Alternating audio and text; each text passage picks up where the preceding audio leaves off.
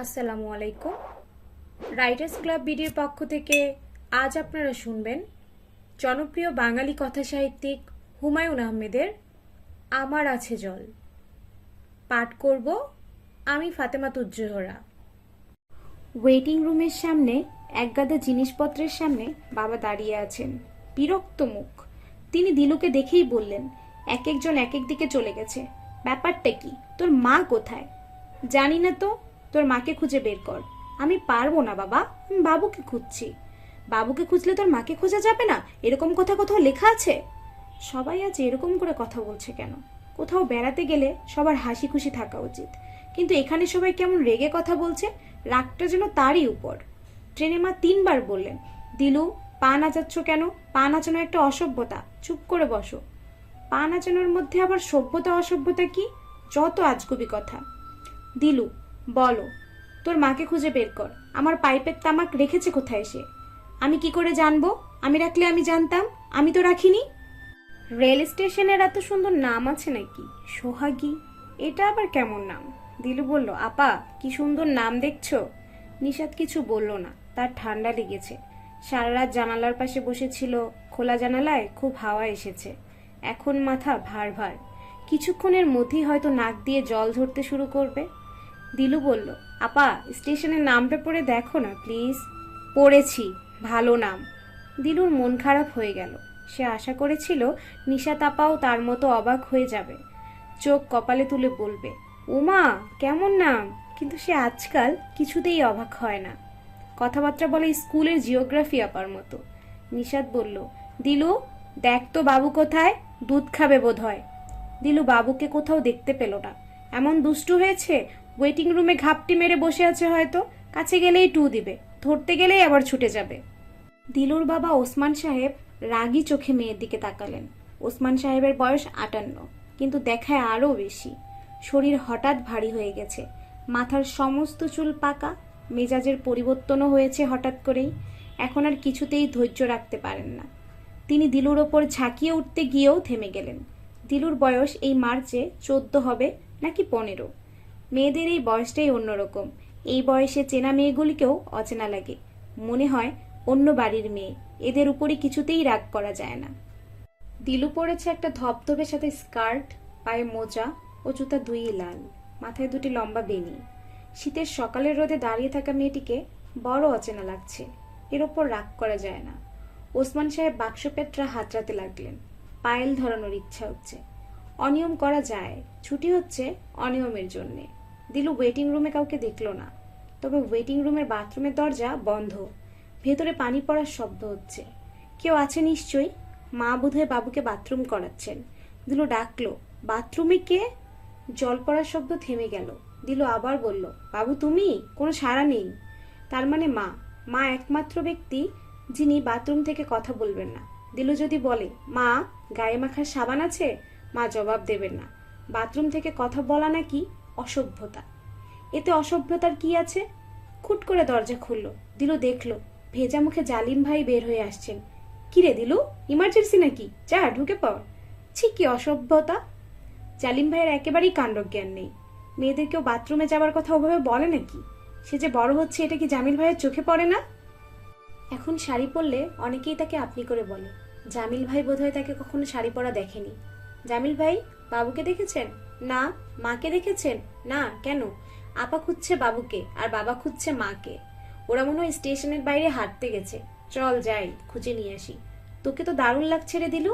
ট্রেনে কি এই ড্রেসেই ছিলি নাকি? হুম। মাই গড, তোকে চোখেই পড়েনি। জামিল দেখলো দিলু খুব লজ্জা পাচ্ছে। এর কারণ সে ঠিক বুঝতে পারল না। মেয়েটি কি বোর হয়ে যাচ্ছে নাকি? দেখতে দারুণ লাগছে এই কথায় কান টান লাল করার মানেটা কি? দেখতে দারুণ লাগছে এই কথায় কান টান লাল করার মানেটা কি? জামিল তীক্ষ্ণ চোখে তাকালো। দিলু, তুই যেন কোন ক্লাসে এবার? ক্লাস 9-এ। ইস, আপনি যেন জানেন না। কোন গ্রুপ? সায়েন্স নাকি আর্টস? সায়েন্স। বাপরে বাপ, সায়েন্স। ইলেকট্রিক অঙ্কে গোল্লা খাবি তো? কেন গোল্লা খাবো কেন? মেয়েরা অঙ্ক মানসঙ্ক জানে নাকি? জামিল পাঞ্জাবির পকেট থেকে চিরুনি বের করে বাথরুমের আয়নায় চুল আঁচড়াতে গেল। দরজা পর্যন্ত বন্ধ করলো না। কি বাজে অভ্যেস। দিলু শুনল চুল আঁচড়াতে আঁচড়াতে জামিল ভাই গুনগুন করে গাচ্ছে, আজি এ বসন্তে এত ফুল ফোটে, এত পাখি গায়। এই শীতে বসন্তের গান দিলু বহু কষ্টে হাসি চেপে রাখলো। সুরেরও কোনো ঠিক ঠিকানা নেই। বাথরুমে ঢুকলেই গান গাইতে হবে এমন কোনো কথা লেখা আছে?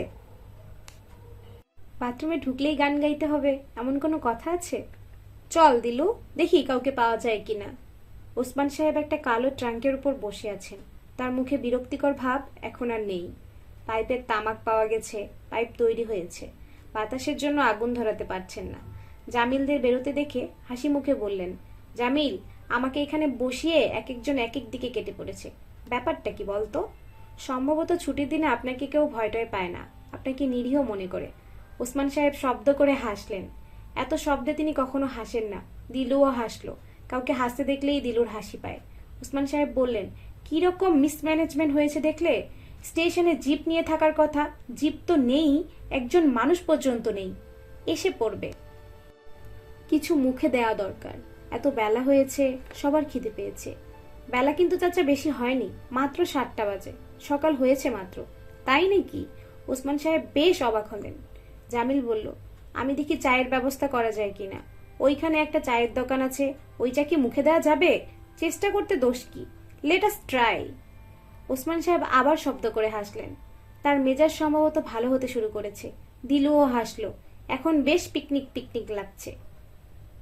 নিশাত একটা কাঠের বেঞ্চিতে লাল চাদর গায়ে দিয়ে বসেছিল। রোদ পড়েছে তার মুখে। শীতের বাতাসে তার কপালে ছোট ছোট কিছু চুল নাচছে। সে বসে আছে বিষণ্ণ ভঙ্গিতে। তার ফর্সাকালে লাল চাদরের আভা পড়েছে। দিলু ফিসফিস করে বলল, আপা কত সুন্দর, দেখেছেন?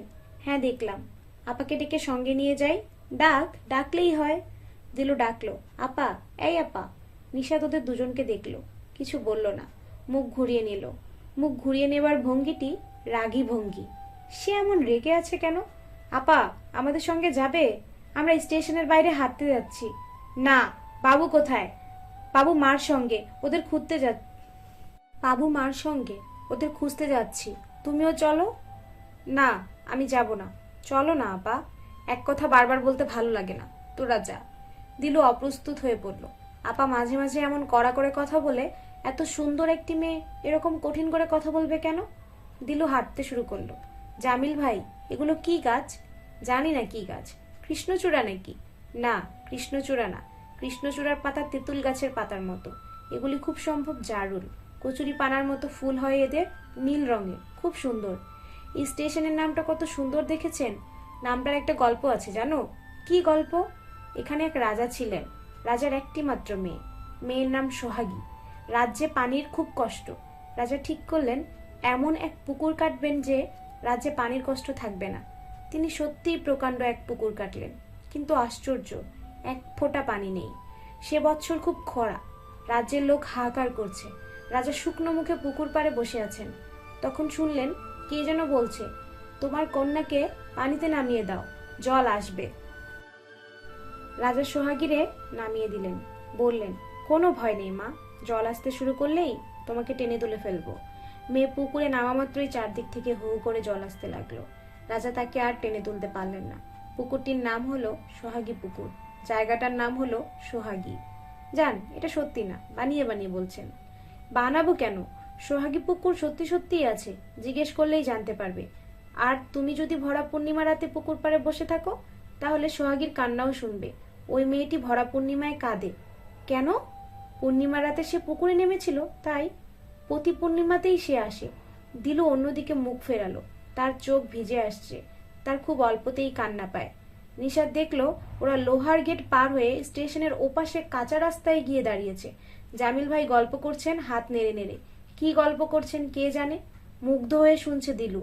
দিলুকে আজ অন্য দিনের চেয়েও একটু বড় লাগছে। এত বড় মেয়ে স্কার্ট পরা ঠিক না, চোখে লাগে, মাকে বলতে হবে। লোকজন বিশেষ নেই চারদিকে, শুধু একজন বুড়ো খুব মন দিয়ে নিশাতকে দেখছে। এই প্রচণ্ড শীতেও তার গায়ে শুধু একটা গেঞ্জি। নিশাত প্রথমে ভেবেছিল ভিক্ষা চায় বুঝি, কিন্তু না, এ ভিক্ষুক নয়। ভিক্ষুকদের এতটা কৌতূহল থাকে না। তারা সরাসরি ভিক্ষা চায়, না পেলে চলে যায় অন্য কোথাও। নিশাতের নাক দিয়ে জল পড়তে শুরু করেছে। দুটি প্যারাসিটামল খেয়ে নেওয়া দরকার। নিশাত উঠে দাঁড়ালো। বুড়োটি বলল, কই যাবেন গো মা? আশ্চর্য, কত সহজেই মা ডাকলো। প্রশ্ন করতেও কোনো সংকোচ নেই, যেন কত দিনের চেনা। আমরা যাব নীলগঞ্জ, ডাকবাংলোয়। জি। নিশাদ চলতে শুরু করলো। তার পিছনে পিছনে গেঞ্জি গায়ে বুড়োটি আসছে। আরো কিছু জানতে চাই হয়তো। গ্রামের মানুষদের খুব কৌতূহল, ওরা প্রশ্ন করতে ভালোবাসে। জামিল একটা চায়ের দোকানের সামনে দাঁড়ালো। তিলু বলল, এখানে চা খাবেন? যা ময়লা। জামিল বলল, গ্রামে ঝকঝকে তকতকে রেস্টুরেন্ট কোথায়? এটা মন্দ কি? 12-13 বছরের একটা ছেলে চা বানাচ্ছিল। তার সামনে কাঠের লম্বা বেঞ্চে রোদ পিঠ মেলে দুজন লোক বসে চা খাচ্ছে। তাদের একজন বলল, আপনারা কই যাবেন? কোনখানে? নীলগঞ্জ। ওরে ব্যাস, মেলা দূর, যাইবেন কেমনে? জিপ আসার কথা। রাস্তা তো ঠিক নেই, জিপ গাড়ি আউনের পথ নাই। তাই নাকি? জি। এইজন কি আপনার মাইয়া? না, আমার বোন। দিলু দেখলো দুটি লোকই গভীর আগ্রহ নিয়ে তাকে দেখছে। তার বড় অস্বস্তি লাগছে। জামিল ভাই এই বেঞ্চে বসে চা খাবেন নাকি? লোক দুটির কৌতূহলের সীমা নেই। একজন বলল, সাব, আপনার নাম? আমার নাম জামিল। আপনি করেন কি? মাস্টারি করি ভাই। দেখি একটু বসার জায়গা দেন। দিলু অবাক হয়ে দেখল, ওরা সবাই বেঞ্চে ছেড়ে মাটিতে বসলো। আগের মতোই তাকিয়ে রইল অবাক হয়ে। এতটুকু সংকোচ নেই। জামিল বলল, দেখি 2 কাপ চা দাও তো। দিলু, খাবি তো? খাবো। লোক দুজনের একজন বলল, বজলু, সাবরে আর মাইয়াডারে কুকি বিস্কুট দে, খালি পেটে চা খাওন ঠিক না। ছেলেটি দুটি লম্বা বিস্কিট হাতে করে এগিয়ে দিল। দিলু নিল না, কিন্তু জামিল নিল এবং চায়ে ভিজিয়ে বাচ্চাদের মতো খেতে লাগলো। কি যে সব কাণ্ড জামিল ভাইয়ের, দেখতে বড় মজা লাগে। রেহানা বাবুকে নিয়ে অনেক দূরে চলে গিয়েছিলেন। তার সঙ্গে ছিল সাব্বির। সাব্বির তার দুঃসম্পর্কের ভাগ্নে। সাব্বিরের এখানে আসার কথা ছিল না, হঠাৎ করেই এসেছে। এই হঠাৎ করে আসার কোনো অর্থ আছে কিনা রেহানা তা বুঝতে চেষ্টা করছে। কিন্তু সাব্বির ছেলেটি হয় খুব চাপা কিংবা অতিরিক্ত চালাক। তার হাবভাব কিছুই বোঝার উপায় নেই। রেহানার ধারণা ছিল ট্রেনে সাব্বির নিশাতের আশেপাশে বসতে চেষ্টা করবে এবং গল্প টল্প করবে। সে তেমন কিছু করেনি। বসেছে কোণার দিকে, কিছুক্ষণ অত্যন্ত মন দিয়ে কমিক পড়েছে। 30-32 বছর বয়সের একজন মানুষ মুগ্ধ হয়ে কমিক পড়ছে, ব্যাপারটা তার ভালো লাগেনি। কমিক শেষ হওয়া মাত্র সে জানালায় হেলান দিয়ে ঘুমোতে চেষ্টা করেছে কিংবা ঘুমিয়ে পড়েছে। নিশাদের দিকে তার কোনো রকম আগ্রহ বোঝা যায়নি। তবে এও হতে পারে যে চেষ্টা করে তার আগ্রহ গোপন রাখছে, নিশাদকে তার ভালো রকম জানাতে চায়। আজ ভোরে তিনি দেখলেন সাব্বির ক্যামেরা হাতে একা একা যাচ্ছে। বাবুকে সঙ্গে নিয়ে তিনি নিজেও এগোলেন। অল্প কিছু কথাবার্তা হলো। তিনি জিজ্ঞেস করলেন, দেশে কতদিন থাকবে? বেশি দিন না, ক্রিসমাসের ছুটির পর চলে যাব। জানুয়ারির 3-4 তারিখের মধ্যে পৌঁছতে হবে। তাহলে তো খুব অল্প দিন। জি। রেহানা ইতস্তত করেই বলে ফেললেন, বিয়ে করে ফিরবে নাকি? অনেকে তো তাই করে। এখনো কিছু ঠিক করিনি। আমার মা অবশ্য মেয়েটে দেখছেন, বিয়ে করতেও পারি। রেহানা কিছু বললেন না। দেখলেন সাব্বির ক্রমাগত ছবি তুলছে। রেহানা কিছু বললেন না। দেখলেন সাব্বির ক্রমাগত ছবি তুলছে। গাছের ছবি, নদীর ছবি, নৌকার ছবি। কুয়াশায় সব ঝাপসা দেখাচ্ছে। ভালো ছবি আসার কথা নয়, তবু ছবি তুলছে। রেহানা একটা ব্যাপার লক্ষ্য করলেন। এই ছেলেটি অত যে ছবি তুলছে একবারও বলেনি, আসুন মামি, আপনার একটা ছবি তুলে দেই। এই বয়সে ছবি তোলা তার কোনো শখ নেই। তবুও এটা সাধারণ ভদ্রতা। সাব্বির বলল, আপনার নাতি খুব শান্ত, খুব চুপচাপ। খুব শান্ত না, বিরক্ত করে। নতুন জায়গা দেখে চুপ করে আছে। অপরিচিত মানুষের সামনে সে ভেজা বেড়াল। ওর বয়স কত? 5 বছরে পড়ল। রেহানা আশা করেছিলেন সাব্বির এবার বাবু সম্পর্কে কিছু বলবে, কিন্তু সে কিছুই বলল না। অত্যন্ত মনোযোগের সঙ্গে একটা বকের ছবি ফোকাসে আনতে চেষ্টা করল। টেলিস্কোপিক লেন্স থাকা সত্ত্বেও বকের ছবিটি স্পষ্ট হচ্ছে না, বেশ কুয়াশা। মোটামুটি স্পষ্ট হলেও ছবিটি ভালো হতো। বকের ধ্যানী ছবিটি হালকা সবুজ রঙের ব্যাকগ্রাউন্ডে ভালো আসছে। রোদ আরেকটু চড়ে গেলে ছবি ভালো হবে না। সাব্বির, চলো যাই, তোমার মামা বোধহয় রেগে যাচ্ছেন। চলুন। বাবুকে কোলে নিয়ে হাঁটতে তার কষ্ট হচ্ছে। একবার বললেন, বাবু, আমার হাত ধরে হেঁটে হেঁটে চলো। বাবু শক্ত করে তার গলা চেপে ধরল। তার মানে সে কিছুতেই নামবে না। রেহানা আশা করেছিলেন সাব্বির বলবে, আমার কোলে দিন, আমি নিয়ে যাব। কিন্তু সাব্বির সেসবের কিছুই বলল না। লম্বা লম্বা পা ফেলে হাঁটতে লাগলো। মেয়েদের সঙ্গে এত দ্রুত হাঁটা যায় না। এই সাধারণ ভদ্রতা জ্ঞানটুকুও তার নেই। রেহানা মনে মনে বেশ বিরক্ত হলেন। স্টেশনের কাছে এসে তিনি দিলু এবং জামিলকে দেখলেন। নোংরা একটি বেঞ্চিতে বসে চা খাচ্ছে। তাদেরকে ঘিরে 4-5 জন গ্রামের মানুষ বসে আছে মাটিতে। দিলু স্কার্ট পরে থাকায় তার ফর্সা পা অনেকখানি দেখা যাচ্ছে। দৃশ্যটি তার ভালো লাগলো না। গ্রামের মানুষগুলি বোধ করি বসে আছে তার ফর্সা পা দেখার জন্য। তিনি একবার ভাবলেন দিলুকে ডাকবেন, কিন্তু সেটা বোধহয় ঠিক হবে না। দিলুর জামা কাপড় কী এনেছেন সেটা ভাবতে চেষ্টা করলেন। মনে পড়ল না। জামা কাপড় সব গুছিয়েছে নিশাত। তাকে জিজ্ঞেস করতে হবে। দিলু তাদের দেখেই ডাকলো, মা, কোথায় ছিলে তোমরা? তারপর ছুটে এলো তাদের দিকে। আমরা ভাবলাম তোমরা বোধহয় হারিয়েই গেছো। হারিয়ে যাব কেন? নে, বাবুকে কোলে নে। দিলু বাবুকে কোলে নিয়েই বলল, সাব্বির ভাই, আমাদের একটা ছবি তুলে দিন তো। এই বাবু ওনার দিকে তাকিয়ে হাসতো লক্ষ্মী ছেলের মতো। সাব্বির ক্যামেরা ঠিকঠাক করতে লাগলো এবং ছবি তুলল বেশ কয়েকটি। রেহানার মনে হলো এই একটি ব্যাপারে ছেলেটির আগ্রহ আছে। ছবি তোলায় তার কোনো ক্লান্তি নেই। ওসমান সাহেব ভেবে রেখেছিলেন রেহানার উপর খুব রাগ করবেন। সেটা সম্ভব হলো না। সাব্বির রয়েছে, তার সামনে সিন ক্রিয়েট করার প্রশ্নই ওঠে না। তবুও বিরক্ত স্বরে বললেন, তোমরা ছিলে কোথায়? এই তো কাছেই। তোমার জিপ তো এখনো আসেনি। এত তাড়া কিসের? জিপ আসবে না, নষ্ট হয়ে পড়ে আছে। গরুর গাড়ি নিয়ে এসেছে। গরুর গাড়ি? 2টা গরুর গাড়ি, একটা মহিষের গাড়ি। তাড়াতাড়ি রওনা হওয়া দরকার। পৌঁছতে পৌঁছতে সন্ধ্যা হবে। রেহানা অবাক হয়ে বললেন, 3টে গাড়ি কেন? পাগল ছাগলের কাণ্ড। যতগুলি পেয়েছে নিয়ে এসেছে। তোমার পুলিশের লোকজন কেউ আসেনি? না। ওসমান সাহেবের মনে হলো রেহানা মুখ টিপে হাসছে। কেউ নিতে আসেনি, ব্যাপারটা দুঃখজনক। এ নিয়ে হাসবে কেন? রেহানা বললেন, তোমার খবর বোধহয় পাইনি, পেলে আসতো। ওয়্যারলেস মেসেজ দিয়েছি, পাবে না মানে? তোমাদের নীলগঞ্জ থানায় হয়তো ওয়্যারলেস নেই। প্রতিটি থানায় ওয়্যারলেস আছে। কি বলছো এসব? দিলু বলল, বাবা, আমি কিন্তু মহিষের গাড়িতে করে যাব। ওসমান সাহেব একটা ধমক দিতে গিয়ে নিজেকে সামলে নিলেন। তিনি প্রতিজ্ঞা করে বের হয়েছেন ছুটির সময়টায় কোনো রাগারাগি করবেন না। কিন্তু মেজাজ ঠিক রাখা যাচ্ছে না। কেন কেউ নিতে আসবে না? থানাওয়ালাদের এত বড় স্পর্ধা থাকা ঠিক নয়। গাড়িতে গুছিয়ে বসতে বসতে 9টা বেজে গেল। প্রথমে কথা হয়েছিল একটি গাড়িতে শুধু মালপত্র, অন্য দুটির একটিতে জামিল ও সাব্বির এবং আরেকটিতে দিলুরা। কিন্তু নিশাত বলল, আমি মা বাবুকে নিয়ে একটি গাড়িতে একা যেতে চাই। কেন? কোনো কেন টেন নাই, এমনিই যেতে চাই। সবসময় তুই একটা ঝামেলা করতে চেষ্টা করিস।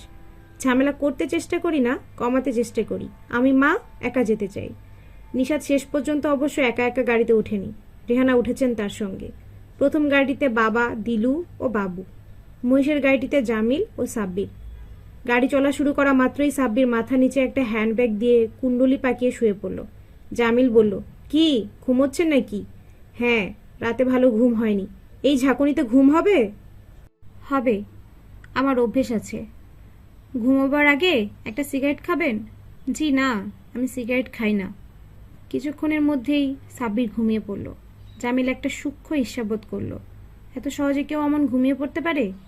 একা বসে থাকা ক্লান্তিকর ব্যাপার। নেমে গিয়ে প্রথম গাড়িতে ওঠা যেতে পারে।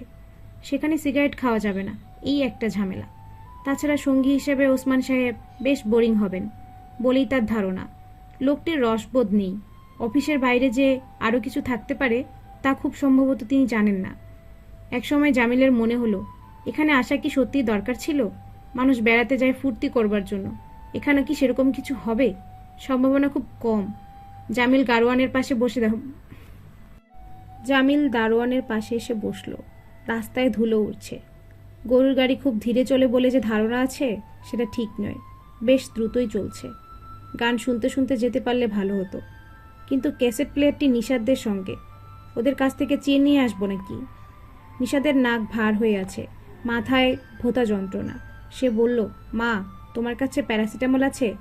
আছে। তোর জ্বর নাকি? না, সর্দি, মাথায় যন্ত্রণা হচ্ছে। রেহানা তার গায়ে হাত দিয়ে দেখলেন, গা তো বেশ গরম। শুয়ে থাক। শুয়ে থাকতে হবে না, তুমি 2টি ট্যাবলেট দাও। পানি দাও, পানির বোতল পেছনের গাড়িতে। পানি লাগবে না, তুমি দাও। রেহানা 2টি ট্যাবলেট দিলেন। নিশাত একটুও মুখ বিকৃত করল না। ট্যাবলেট 2টি গিলে ফেলল। শুয়ে থাক। আমার শুয়ে থাকার যখন প্রয়োজন হবে আমি শুয়ে থাকব, তোমার বলতে হবে না। তুই এত রেগে আছিস কেন? নিশাত মায়ের চোখে চোখ রেখে শীতল গলায় বলল, সাব্বির সাহেব আমাদের সঙ্গে যাচ্ছে কেন? ঠিক করে বলো তো মা। বেড়াতে যাচ্ছে? আবার কেন? ও বাংলাদেশের অনেক ছবি তুলে নিতে চায়। আমরা গ্রামের দিকে যাচ্ছি শুনে সেও আগ্রহে যেতে চাইল। না, সে কোনো আগ্রহ দেখায়নি। তুমি ঝুলাঝুলি করছিলে। যদি করেই থাকি তাতে অসুবিধা কি? আমাদের আত্মীয়, এতদিন পর দেশে এসেছে, ঘুরে ফিরে দেখতে চায়। আসল ব্যাপার কিন্তু তা নয় মা। আসল ব্যাপারটা কি শুনি? তুমি চাচ্ছ ওই ছেলেটি যাতে আমার পছন্দ করে ফেলে। তুমি চাচ্ছ ওই ছেলেটি যাতে আমাকে পছন্দ করে ফেলে এবং পুরনো দুঃখ কষ্ট ভুলে আমি তাকে বিয়ে করে ফেলি। যদি চেয়েই থাকি সেটা কি খুব অন্যায়? হ্যাঁ, অন্যায়। তুমি যা ভাবছো সেটা ঠিক নয়। আমি কি ভাবছি? তুমি ভাবছো আমার স্বামী নেই, একটা বাচ্চা আছে, কাজে আমার একটা অবলম্বন দরকার। এটা ঠিক না মা। আমি তোমাদের বিরক্ত করব না। আমি নিজের দায়িত্ব নিজে নেব। অনেকবার তোমাদের বলেছি। নিশাত দেখলো জামিল এগিয়ে আসছে। সে চুপ করে গেল। ক্যাসেট প্লেয়ারটা তোমাদের কাছে? জি না, দিলুর কাছে। জামিল এগিয়ে গেল। সামনের গাড়িটি অনেক দূরে চলে গেছে। নিশাত দেখল জামিল দৌড়াতে শুরু করেছে। এই দৃশ্যটি তার কেন জানি ভালো লাগলো। রেহানা বললেন, জামিলকে বলে দে পানির বোতলটা নিয়ে যা। কেন? ওষুধ খেয়ে তোর মুখ তেতো হয়ে আছে না? মা, আমার জন্য তোমাকে এত ভাবতে হবে না। দিলু ক্রমাগত কথা বলে যাচ্ছিল। ওসমান সাহেব অবাক হয়ে লক্ষ্য করলেন তিনি দিলুর দিকে বেশ মনোযোগ দিয়ে শুনছেন এবং তার ভালোই লাগছে। সোহাগী নাম কেমন করে হয়েছে শুনবে বাবা? বল শুনি। আমার দিকে তাকাও বলছি, অন্যদিকে তাকিয়ে আছো কেন? ওসমান সাহেব মেয়ের দিকে তাকালেন। দিলু হাত নেড়ে নেড়ে গল্পটা বলল। ওসমান সাহেব বললেন, এই জাতীয় মিথ প্রায় সব পুকুরেই সম্পর্কেই থাকে। এটা ঠিক নয়। একটা নির্দিষ্ট গভীরতার মাটি কাটলেই পানি আসবে। শীতের সময় যদি নাও আসে, বর্ষার সময় বৃষ্টির পানি ভরে যাবে। দিলুর মন খারাপ হলো। গল্পটা বিশ্বাস করতে ইচ্ছে হচ্ছে। ওসমান সাহেব বললেন, রাজার মেয়ের নাম সোহাগী, এটাও বিশ্বাসযোগ্য নয়। বিশ্বাসযোগ্য নয় কেন? রাজাদের মেয়ের এমন সাধারণ নাম থাকে না, ওদের গাল ভরা নাম থাকে। ফুলকুমার, রূপকুমারী, নূরজাহান, নূরমহল। দিলুর মন বেশ খারাপ হলো। সে মুখ ফিরিয়ে বাইরে তাকালো এবং অবাক হয়ে দেখল জামিল ভাই আসছেন। ক্যাসেট প্লেয়ারটা তোর কাছে? হ্যাঁ, ওটা নিতে এসেছি। জামিল গরুর গাড়ির পেছনে পা ঝুলিয়ে বসল। দিলু, ভালো দেখে কয়টা ক্যাসেট দে তো। রবীন্দ্রসঙ্গীত? না, হিন্দি ফিন্দি। দিলু ক্যাসেট বাজতে বাজতে বলল, বাবা কিন্তু সোহাগী পুকুরের গল্পটা বিশ্বাস করেনি। বাবা বলেছেন মাটি কিছু দূর খুললেই পানি আসবে। এটা ঠিক নয়। ঢাকা আর্ট কলেজে একটা বিরাট পুকুর আছে, খুব গভীর। বর্ষাকালে পর্যন্ত সেখানে এক ফোঁটা পানি থাকে না। সত্যি? হ্যাঁ, এবং অমাবস্যা পূর্ণিমায় কেউ যদি সেই পুকুরে নামে তাহলে খিলখিল হাসির শব্দ শোনে। ওসমান সাহেব পাইপে তামাক ভরতে ভরতে বললেন, জামিল, সত্যিই নাকি?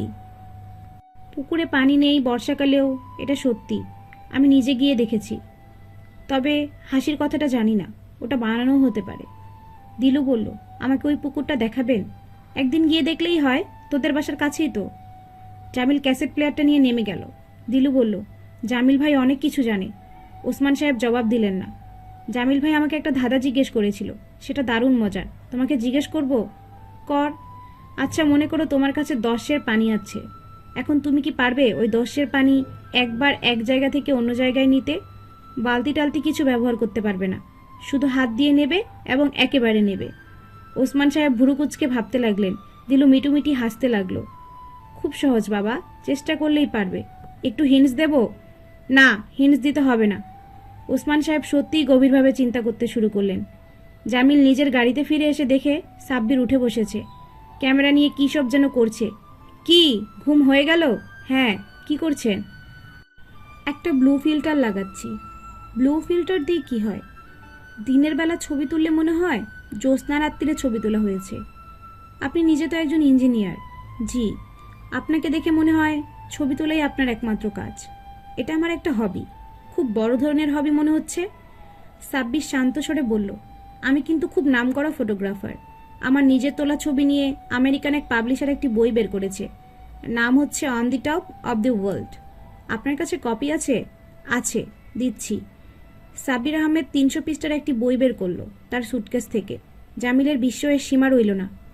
এই বইটির কথা দিলুরা জানে না? নিজের কথা বলতে ভালো লাগে না। সাব্বির ছবি তুলতে শুরু করলো। ক্যামেরার শাটার পড়ছে। কোনো কিছু যে সে দেখছে না মন দিয়ে তা মনে হচ্ছে না। একটা গ্রাম্যবধূ লম্বা ঘোমটা মাথায় দিয়ে দাঁড়িয়ে আছে। শাটার পরতে লাগলো ঘটাঘট। ছাগলের গলার দড়ি ধরে একটা 8-9 বছরের বাচ্চা দাঁড়িয়ে আছে। ঘটাঘট শাটার পরতে শুরু করলো। জামিল বলল, এই ছবিটা আপনার ভালো হবে না। জ্যোৎস্না রাতে কেউ ছাগল চড়াতে বের হয় না। আপনি বরং ব্লু ফিল্টার বদলে নিন। সাব্বির হালকা গলায় বলল, উল্টোটাও তো হতে পারে। ছবি দেখে মনে হতে পারে রাতের রহস্যময়তায় মুগ্ধ হয়ে একটা শিশু তার পোষা পানিটি নিয়ে বের হয়েছে। দুজনের চোখে বিস্ময় ও ভয়। তাদের ঘিরে আছে জ্যোৎস্না। আপনি কি ফটোগ্রাফার নাকি কবি? আমি একজন ইঞ্জিনিয়ার। জামিল বইটির পাতা উল্টাতে উল্টাতে বলল, আপনার এই বইটিতে কোনো মানুষের ছবি নেই, শুধুই জড়বস্তুর ছবি। মানুষের ছবি বেশি তোলেন না? আমার অন্য একটি বইয়ে মানুষের ছবি আছে, সবই অবশ্য নুট ছবি। বইটি আছে। আমেরিকায় আপনি কতদিন ধরে আছেন? প্রায় 11 বছর। দেশে ফিরবেন না? না। কেন? থাকবার জন্য ওই জায়গাটি ভালো। বিশাল দেশ ঘুরে বেড়ানোর চমৎকার সুযোগ, এরকম পাওয়া যায় না। তাছাড়া কি? সাব্বির কথা শেষ করলো না, মাঠের দিকে চোখ ফিরিয়ে বলল, এগুলি সর্ষে ফুল না? হলুদ রঙের কি চমৎকার ভ্যারিয়েশন। তারা নীলগঞ্জে ডাকবাংলোয় এসে পৌঁছালো বিকেল 4টার দিকে। তখন আলো নরম হয়ে এসেছে, শীতের উত্তরী হাওয়া বইছে। ডাকবাংলোটি চমৎকার, ফিশারিজের বাংলো। হাফ বিল্ডিং, উপরের ছাদ টালির, মন্দিরের গম্বুজের মতো উঁচু হয়ে গেছে। বাড়ি যত বড় তার চেয়ে বড় তার বারান্দা। সেখানে কালো একটি গোল টেবিলের চারপাশে গোটা 5 কেজি চেয়ার। দেখলেই শুয়ে পড়তে ইচ্ছে করে। বাড়িটির চারপাশে রেইনট্রি গাছ। বিকেলবেলাতেই বাড়িটি অন্ধকার করে ফেলেছে। পেছনে বেশ বড়সড় একটা পুকুর, কাকের চোখের মতো জল। রেহানা অবাক হয়ে বললেন, এই জঙ্গলে এত চমৎকার বাড়ি গভর্নমেন্ট কেন বানিয়েছে? ওসমান সাহেব নিজেও হকচকিয়ে গেছেন। এদিকে তার প্রথম আশা। খোঁজখবর এসেছে জামিলের কাছ থেকে। জামিল, এই ডাকবাংলো তৈরি হয় কবে? এটা সুসং দুর্গাপুরের মহারাজ শিখার বাড়ি। পরে সরকার নিয়ে নেয়, এখন ফিশারিজ ডিপার্টমেন্টের হাতে দেওয়া হয়েছে। আগে আরও সুন্দর ছিল। এর চেয়ে সুন্দর আর কি হবে?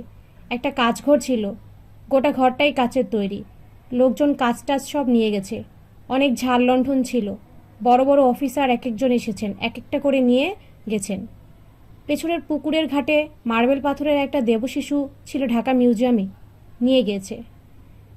তুমি এত কিছু জানো কিভাবে? আমি তো এখানে প্রায়ই আসি। রেহানা মুখ কালো করে বের হয়ে এলেন। দীর্ঘ সময় নিয়ে গোসল করল নিশাত। ঠান্ডা পানি, গায়ে জ্বর থাকার জন্যে পানি বরফ শীতল মনে হচ্ছে, তবু ভালো লাগছে। ঝকঝকে বাথরুম, পেতলের বালতিতে পরিষ্কার জল, মোড়ক খোলা নতুন সাবান। নিশাত যখন বেরিয়ে এলো তখন সত্যি সত্যি অন্ধকার নেমে এসেছে। নিশাত একটি ফুল হাতা সোয়েটার গায়ে দিল, উকি দিল মায়ের ঘরে। বাবু অবেলায় হাত পা জড়িয়ে ঘুমিয়ে আছে। আজ সারাদিন বাবুর সঙ্গে তার কোনো কথাবার্তা হয়নি।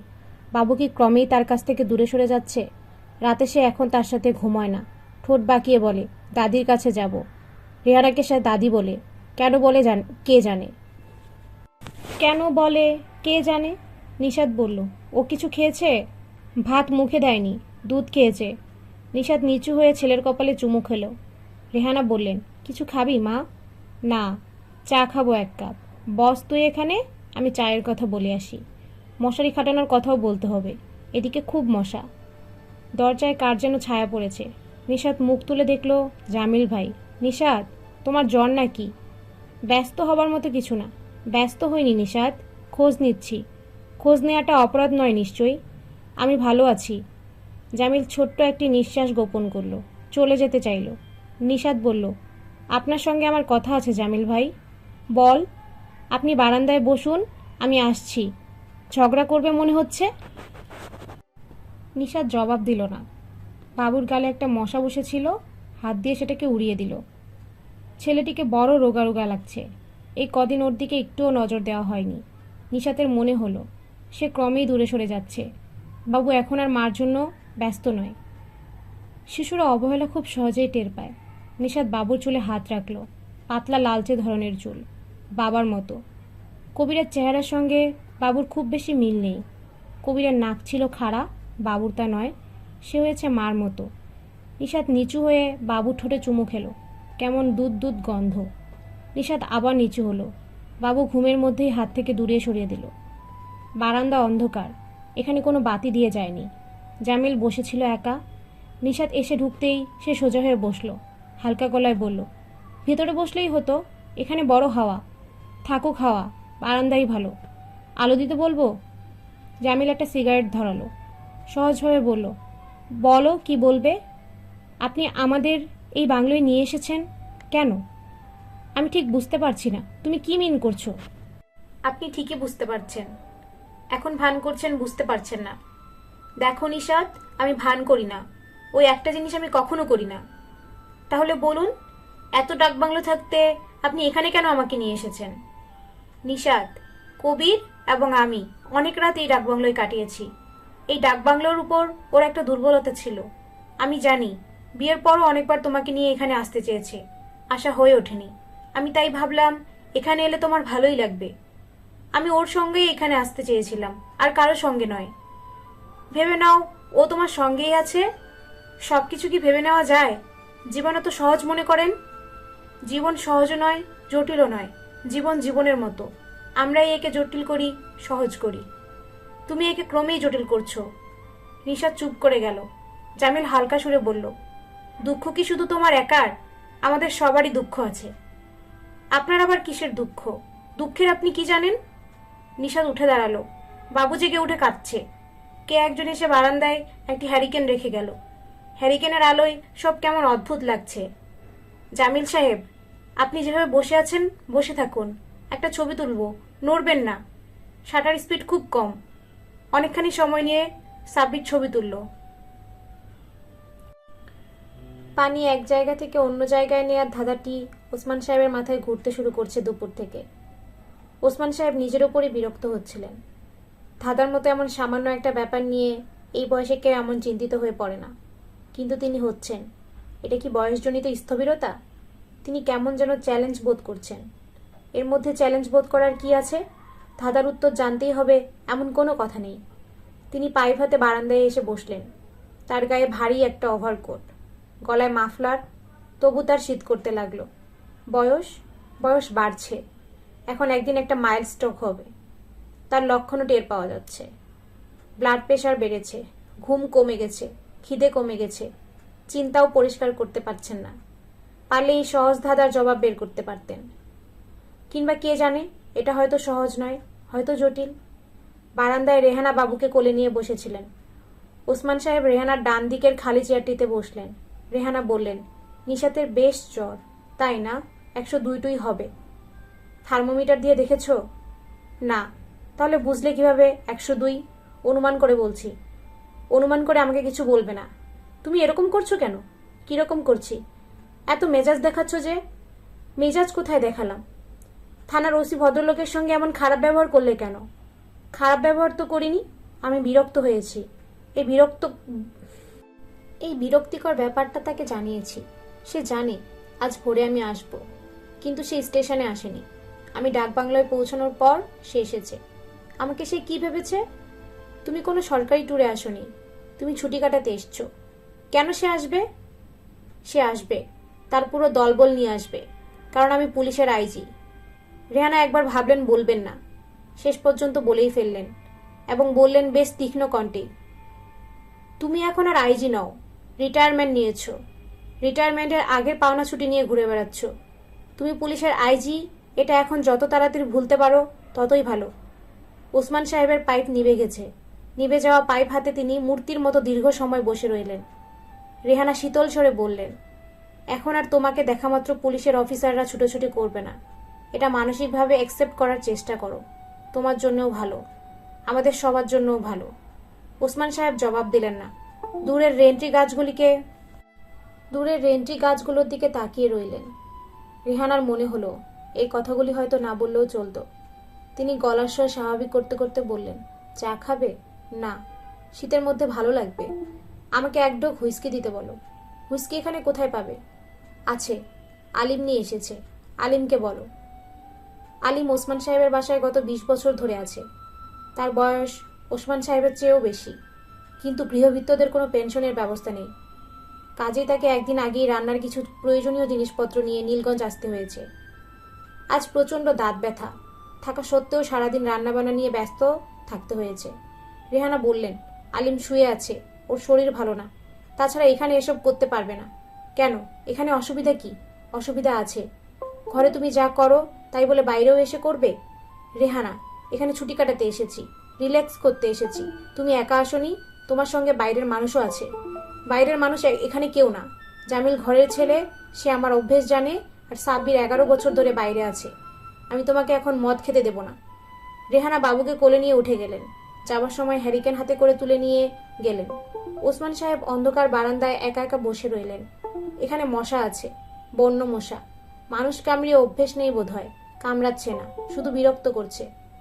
ওসমান সাহেব আবার ধাঁধা নিয়ে ভাবতে বসলেন। পানি এক জায়গায় থেকে অন্য জায়গায় নিতে হবে, শুধু হাতে নিতে হবে এবং একেবারে নিতে হবে। কোনো মানে হয়? বাবা, তুমি অন্ধকারে বসে কি করছো?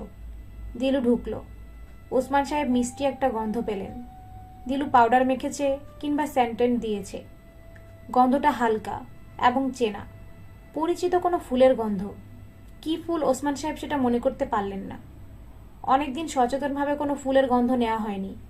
দিলু তার পাশের চেয়ারে বসলো এবং আবার বলল, অন্ধকারে একা একা বসে কি করছো? তোর সমস্যা নিয়ে ভাবছি। আমার আমার আবার কি সমস্যা? দিলু বেশ অবাক হলো। ওসমান সাহেব নরম গলায় বললেন, ওই যে পানি এক জায়গা থেকে অন্য জায়গায় নেবার ব্যাপারটা। ও আল্লাহ, তুমি এটা নিয়ে এখনো ভাবছো? হ্যাঁ, ভাবছি। বলে দেব? না, বলিস না, নিজেই বের করব। আরেকটা সহজ দাদা ধরবো, জামিল ভাইয়ের কাছ থেকে শিখেছি, দারুণ মজার।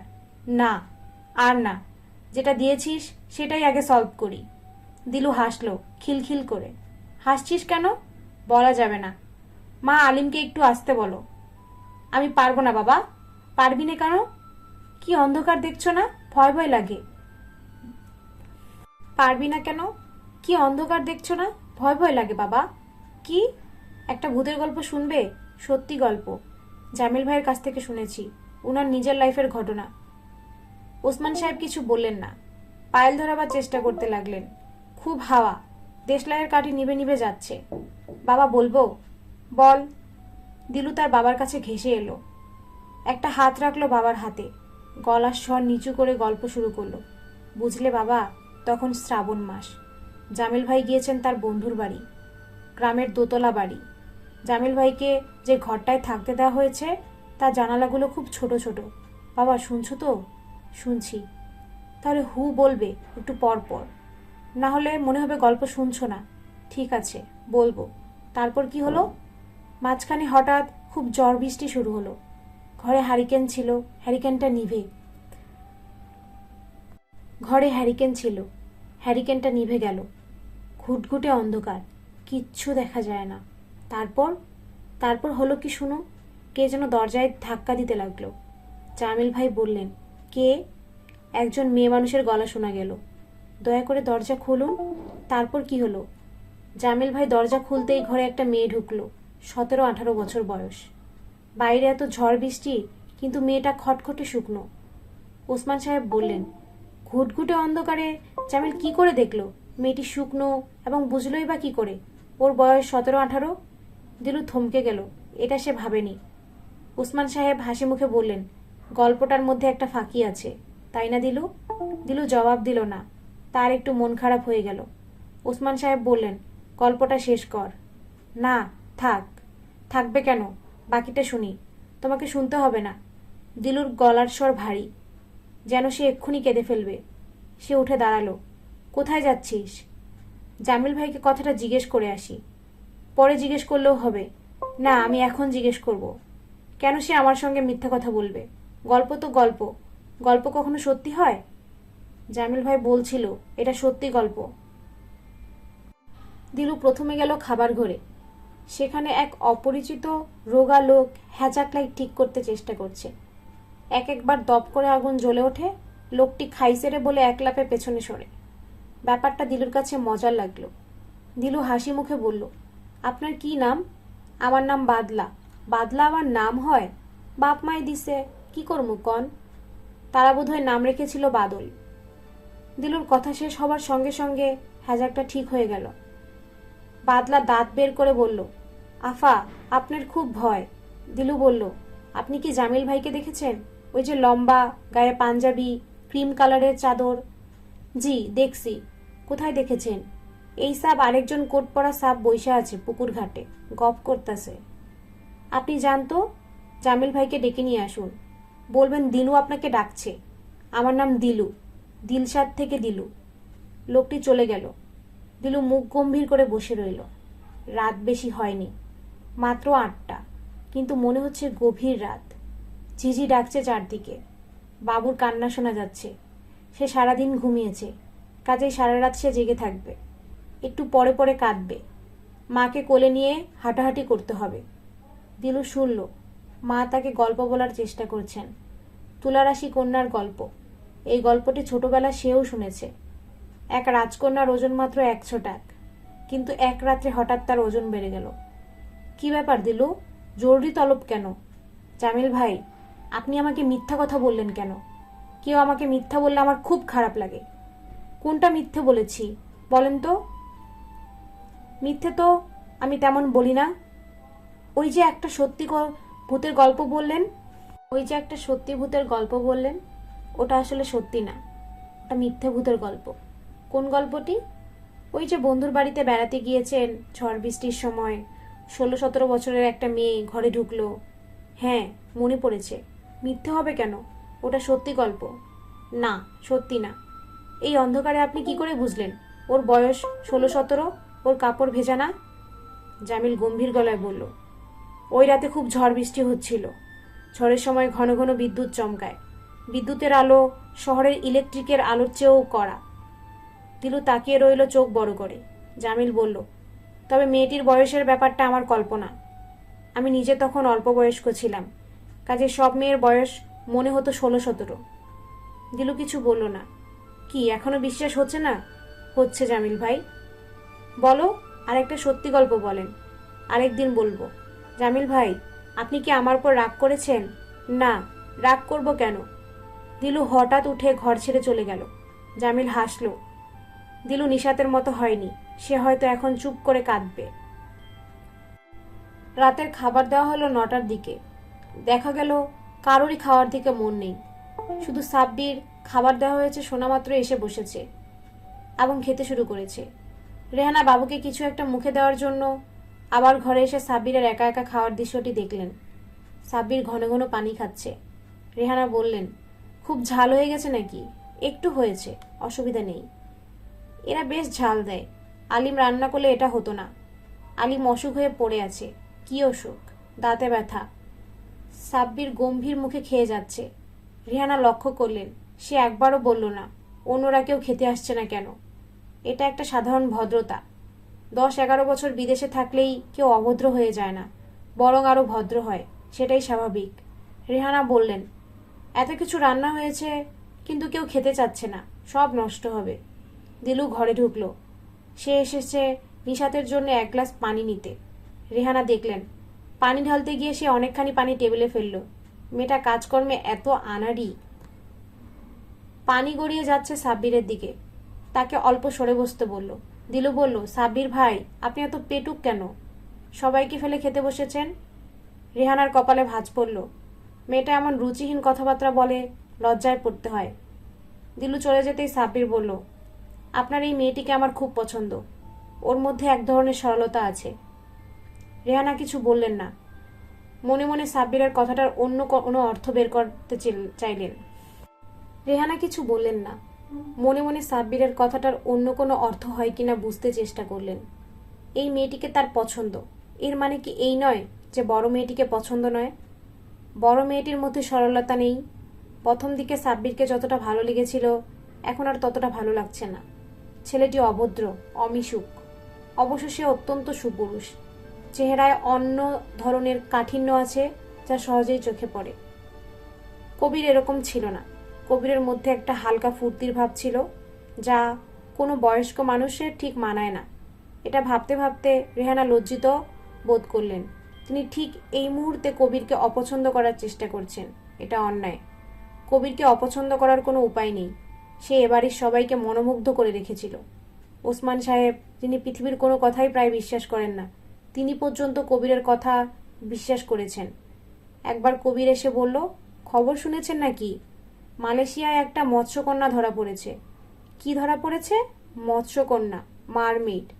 মালয়েশিয়ার ন্যাশনাল পত্রিকা বিরাট ছবি ছাপা হয়েছে। হুলস্থুল কাণ্ড। বলো কি?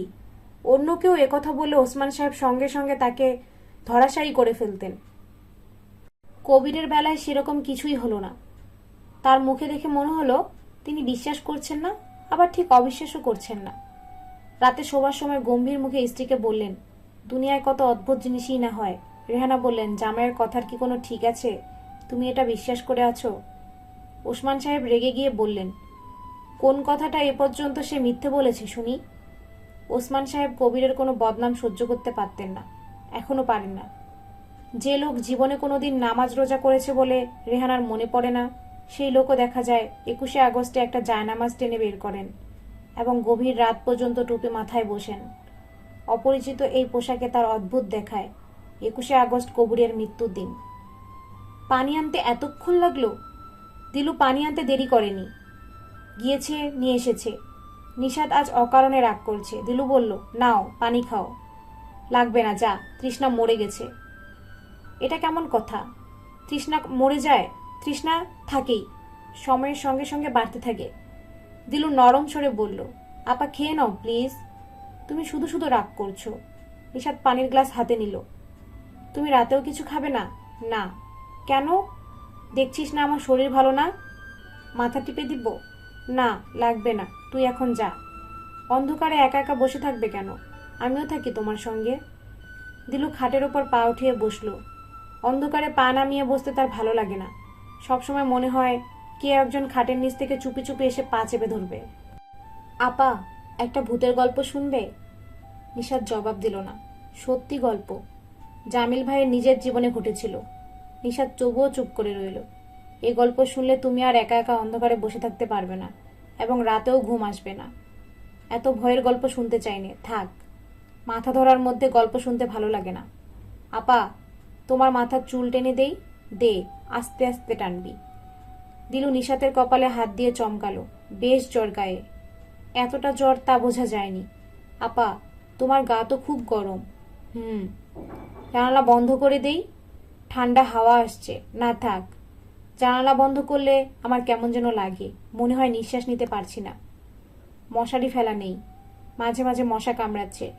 দিলু হালকা স্বরে বলল, জানো আপা, আমি কখনো মশা মারি না। তাই নাকি? হ্যাঁ, কারণ যেসব মশা মানুষকে কামড়ায় তারা সব স্ত্রী মশা, পুরুষ মশারা কামড়ায় না। আমি নিজে মেয়ে হয়ে একটা মেয়ে মশাকে কি করে মারি বলো? পুরুষ মশা কামড়ায় না এ কথাটা তোকে কে বলেছে? জামিল ভাই বলেছেন। নিশাত বিছানায় উঠে বসলো, নিচু সরে বলল, জামিল ভাইয়ের সঙ্গে তোর এত মাখামাখি কেন? দিলু অবাক হয়ে বলল, এই কথা কেন বলছো? সবসময় তোর মুখে জামিল ভাই জামিল ভাই, এটা ভালো নয়। ভালো নয় কেন? তোর বয়স কম। এই বয়সে মেয়েরা খুব সহজে নানান রকম দুঃখ কষ্ট পায়। নিশাত চুপ করে রইল। দিলু বলল, পরিষ্কার করে বলো আপা। নিশাত কঠিন স্বরে বলল, তোর মতো বয়সী মেয়েরা খুব সহজে মুগ্ধ হয়, দুঃখ কষ্ট আসে সেজন্যেই। তোমার কথা আমি কিচ্ছু বুঝতে পারছি না। আমার মনে হয় তুই ঠিকই বুঝতে পারছিস। আমার যখন তোর মতো বয়স ছিল তখন তো আমি সবই বুঝতাম। তুই জামিল ভাইয়ের সঙ্গে বেশি মিশবি না। কেন? সে কি খারাপ লোক? না, সে খারাপ লোক না, ভালো মানুষ, বেশ ভালো মানুষ। সেই জন্যই ভয়। একসময় তুই তাকে ভালোবাসতে শুরু করবি, তোর জন্য সেটা খুব দুঃখের ব্যাপার হবে। দিলু দীর্ঘ সময় কোনো কথা বলল না। নিশাতের মাথায় হাত বুলিয়ে দিতে লাগলো। অন্ধকারে কিছুই বোঝা যাচ্ছে না, কিন্তু নিশাতের মনে হলো দিলু কাঁদছে। তুই কাঁদছিস নাকি? দিলু কোনো উত্তর দিল না। সে নিঃশব্দে উঠে দাঁড়ালো। চলে যাচ্ছিস? দিলু সে কথারও কোনো জবাব দিল না। নিশাতের মনে হলো দিলুকে এসব কথা বলার কোনো প্রয়োজন ছিল না, কিন্তু এখন আর মনে করে কি লাভ? যা বলা হয়ে গেছে তা তো আর ফেরানোর উপায় নেই। হ্যারিকেন হাতে রেহানা ঢুকলেন। তার কোলে ঘুমন্ত বাবু। তিনি বাবুকে বিছানায় শুইয়ে দিতে লাগলেন। নিশাত বলল, ওকে তোমার কাছে রাখো মা, আমি আজ একা ঘরে শোবো। কেন? একা শুবি কেন? সব প্রশ্নের জবাব দিতে পারবো না। তোর শরীর ভালো নেই, একজন কেউ তোর সাথে থাকা দরকার। আমি থাকি কিংবা দিলু থাকুক, কাউকে থাকতে হবে না। রেহানা একটা কঠিন কথা বলতে গিয়েও বললেন না। শেষ মুহূর্তে নিজেকে সামলে নিলেন। সম্পূর্ণ অন্য প্রসঙ্গ তুললেন। রাতে কি খাবি? কিছু খাবো না। খাবি না কেন? তোর রাগটা আসলে কার উপর ঠিক করে বলতো? কারোর ওপর আমার কোনো রাগ টাগ নেই। শরীর ভালো নেই, তাই খাবো না। ঠিক আছে। রেহানা চলে যাচ্ছিলেন। নিশাত বলল, দিলুকে একটু পাঠিও তো মা। দিলু আসবে না। তুই ওকে কি বলেছিস জানি না, দিলু কাঁদছে। কাদার মতো আমি কিছু বলিনি। রেহানা শীতল স্বরে বললেন, তোর কথাবার্তা শুনে আমারই কাঁদতে ইচ্ছে হয়। আর ও তো বাচ্চা মেয়ে। ও বাচ্চা মেয়ে নয়। এই বয়সে মেয়েরা বাচ্চা থাকে না। সবাই তোর মতো নয়, কেউ কেউ বাচ্চা থাকে। এ কথার মানে কি মা? মানে টানে কিছু নেই। তুই নিজের দিকে তাকিয়ে দেখ তো নিশাত। যার দুঃখে আজ এরকম করছিস, তার সঙ্গে তোর আচার ব্যবহার কেমন ছিল? কটা দিন তুই কবিরের সঙ্গে হাসি মুখে কথা বলেছিস। মানুষ সবসময় হাসি মুখে থাকতে পারে না। পারে না, কিন্তু তুই ভালো মতো ভেবে দেখ তো, কবিরের সঙ্গে তোর ব্যবহারটা কেমন ছিল। তুমি যাও তো মা। রেহানা চলে এলেন। নিশাত অন্ধকারেই হাতড়ে হাতড়ে দরজা ছিটকিনি লাগালো। দরজায় পিঠ দিয়ে দাঁড়িয়ে রইল দীর্ঘ সময়। বাবু ঘুম ভেঙে কাঁদতে শুরু করেছে। মার কাছে যাব, মার কাছে যাব। রেহানা তাকে সামলাবার চেষ্টা করছেন। নিশাত শুনল, মা বলেছেন, কেন যে মরতে এলাম এখানে। নিশাতের চোখ জ্বালা করছে। আজকাল তার চোখে জল আসে না, চোখ জ্বালা করে। মা একটু আগে যা বলে গেলেন, সেটা কি ঠিক? মা কি ইঙ্গিত করতে চেষ্টা করছেন না যে এখন যা করছে তা করার তার কোনো অধিকার নেই? মা একটা মোটা দাগের ইঙ্গিত করছেন, স্থূল ধরনের কথা বলছেন। সবার স্বভাব একরকম নয়। সব মেয়েরাই তাদের স্বামীকে নিয়ে আহ্লাদ করে না। কেউ কেউ গম্ভীর স্বভাবের থাকে, সহজে উচ্ছ্বসিত হয় না। তাছাড়া কবিরের মধ্যে কি সত্যি সত্যি উচ্ছ্বাসিত হবার মতো কিছু ছিল? সে ভালো ছেলে, এতে কোনো সন্দেহ নেই। আমোদে ছেলে, হইচই করত, প্রচুর মিথ্যে কথা বলতো। টিভির প্রতিটা বাংলা সিনেমা গভীর আগ্রহ নিয়ে দেখত এবং শেষ হওয়া মাত্র বলতো, শালা সময়টাই মাটি। আগে জানলে কে বসে থাকতো? কবির এমন একটি ছেলে যে পৃথিবীর যে কোনো মেয়েকেই বিয়ে করে সুখী হতো। এইসব ছেলেদের সুখী হওয়ার ক্ষমতা অসাধারণ। এরা হয় সুখী স্বামী, সুখী বাবা এবং বুড়ো বয়সে একজন সুখী দাদা।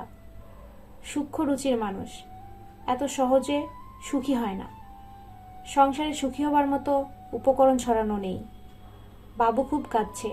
নিশাত দরজা খুলে বের হলো। হ্যাজাক লাইটটি বারান্দায় এনে রাখা হয়েছে। জামিল বাবুকে কোলে নিয়ে বারান্দায় এক মাথা থেকে ও মাথা হাঁটছে। জামিল ভাই, ওকে আমার কাছে দিন। জামিল ইশারায় তাকে কথা বলতে নিষেধ করলো। বাবুর ঘুমিয়ে পড়ার একটা সম্ভাবনা দেখা যাচ্ছে। মায়ের কথা শুনে জেগে উঠতে পারে। নিশাত অপেক্ষা করতে লাগলো। আচ্ছা, কবির বেঁচে থাকলে কি এরকম করতো? ঘুমন্ত ছেলেকে কোলে নিয়ে ঘুম পাড়াতো? এটা কখনো জানা হবে না, কিন্তু সবাই বলবে বেঁচে থাকলে কত আদর করেই না ছেলে মানুষ করত। মৃত মানুষের সম্পর্কে সবসময় ভালো ভালো কথা ভাবতে হয়। মৃত মানুষদের বয়স কখনো বাড়ে না। নিশাত একসময় বুড়ো হয়ে যাবে, কিন্তু কবিরের বয়স 27 বছরেই থেকে থাকবে। তার কোনোদিন চুল পাক ধরবে না, চোখের দৃষ্টি ক্ষীণ হবে না, কোনো মানে হয় না। নিশাত, বাবু ঘুমিয়ে পড়েছে, কোথায় রাখবে? মার কাছে দিয়ে আসুন। জামিল হাঁটছে কেমন ক্লান্ত ভঙ্গিতে। হাঁটার ভঙ্গিটাও কেমন চেনা চেনা। কবির কি এমন করেই হাঁটতো? এখন আর অনেক কিছুই মনে পড়ে না। স্মৃতি ঝাপসা হয়ে আসছে। একদিন হয়তো কিছুই মনে থাকবে না। নিশাত, ওকে শুইয়ে দিয়ে এসেছি। থ্যাঙ্কস। তোমার জ্বর কেমন? আমার জ্বরের খবর মনে হচ্ছে দিকে দিকে জড়িয়ে পড়েছে। আমার জ্বরের খবর মনে হচ্ছে দিকে দিকে ছড়িয়ে পড়েছে। জামিল তাকালো তীক্ষ্ণ দৃষ্টিতে। মৃদুস্বরে বলল, বেড়াতে এসে অসুখে পড়াটা খুব খারাপ। আমি বেড়াতে তেড়াতে আসিনি। সবাই এসেছে, বাধ্য হয়ে আমিও এসেছি। জামিল হালকা স্বরে বলল, অবস্থা এরকম হবে জানলে আমি তোমার সঙ্গে জুটতাম না। জুটছেন কেন? আপনাকে তো কেউ সাধাসাধি করেনি, নাকি করেছে? না, করেনি। আমি নিজ থেকেই এসেছি। কেন এসেছেন? নিশাত, তোমার শরীর ভালো না, যাও তুমি শুয়ে থাকো। না, আপনি আমাকে বলুন, আপনি কেন এসেছেন? You got to tell me that. Jamil একটা সিগারেট ধরালো। সে লক্ষ্য করল নিশাত অল্প অল্প কাঁদছে। জামিল ভাই, আমি আপনাকে আগেও পছন্দ করিনি, এখনো করি না। আমার মনে হয় আপনি সেটা জানেন না। নিশাত, যাও ঘুমোতে যাও। ওসমান সাহেব অবাক হয়ে উঠে এলেন। এই নিশাত, কি হয়েছে? কিছু হয়নি বাবা। জামিলকে কিছু বলেছিলি? কিছু বলছিলাম না। নিশাত ক্লান্ত ভঙ্গিতে হেঁটে চলে গেল। ওসমান সাহেব বললেন, জামিল, ও চেঁচামেচি করলো কেন? জানি না চাচা। আপনি এখনো বারান্দায় বসে আছেন কেন? ঠান্ডা লাগবে তো।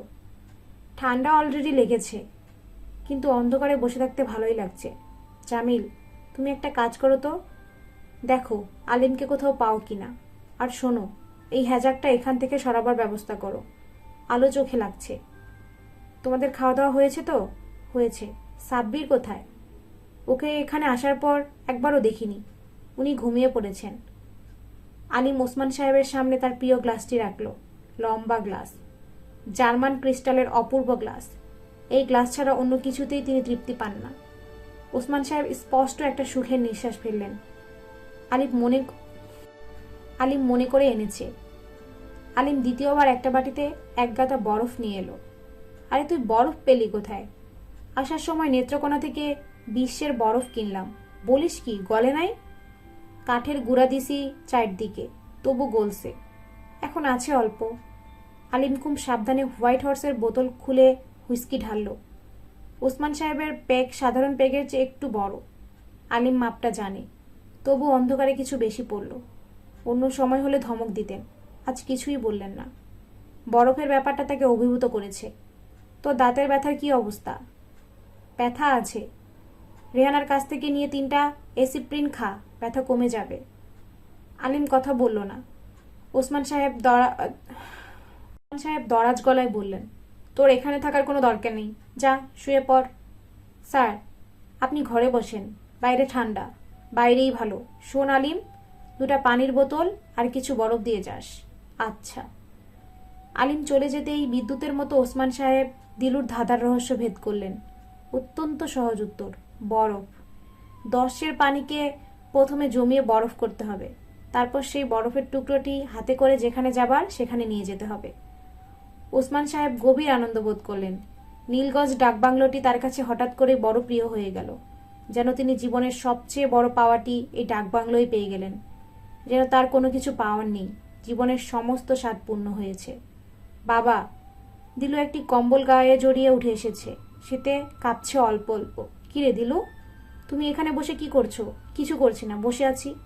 আমার ঘুম আসে না বাবা, তোমার সঙ্গে একটু বসি। বস। হুইস্কি খাচ্ছ না? মা জানলে খুব রাগ করবে। ওসমান সাহেব একটি হাত মেয়ের পিঠের ওপর রাখলেন। দিলু হালকা স্বরে বলল, বাবা, চা চামচ দিয়ে 1 চামচ দেখি, আমার খুব খেতে ইচ্ছে করে। ওসমান সাহেব একবার ভাবলেন বলবেন, যা একটা চা চামচ নিয়ে আয়। বলতে পারলেন না। লিলু বলল, তোমার শীত করছে না? করছে। তোর মা কি ঘুমিয়ে পড়েছে? হ্যাঁ, সবাই ঘুমোচ্ছে, শুধু আমরা দুজনে জেগে আছি। জায়গাটা কেমন লাগছে? ভালো। পুকুরটা দেখেছিস? বিরাট পুকুর, তাই না? এরকম একটা বাড়ি আমাদের থাকলে খুব ভালো হতো, তাই না বাবা? পেছনে বিরাট পুকুর থাকবে, সামনে থাকার প্রকাণ্ড ডেন্ট্রি গাছ। এগুলো ডেন্ট্রি গাছ নাকি? কে বলেছে? জামিল ভাই বলেছেন। দিলু ছোট্ট একটা নিঃশ্বাস নিয়ে তারপর খুব হালকা গলায় বলল, আপা আমার সঙ্গে খুব খারাপ ব্যবহার করেছে। আমরা সবাই কখনো না কখনো খারাপ ব্যবহার করি। কেউ আমার সঙ্গে খারাপ ব্যবহার করলে আমার খুব কষ্ট হয়। আমি তো কারোর সঙ্গে খারাপ ব্যবহার করি না। করি? তুমি বলো। ঘুমোতে যা দিলু। দিলু উঠে গেল। ওসমান সাহেবের হঠাৎ মনে পড়ল, আরে তাই তো, ধাঁধার উত্তরটা তিনি জানেন, এটা দিলুকে বলা হলো না। উঠে গিয়ে ডাকবেন নাকি? কিন্তু তার উঠতে ইচ্ছে হচ্ছে না। দিলু ঘুমিয়েছে নিশাতের সঙ্গে। প্রকাণ্ড একটা খাট, খাটের নিচে আলো কমিয়ে হ্যারিকেনটা রাখা। ঘরময় আবছা অন্ধকার।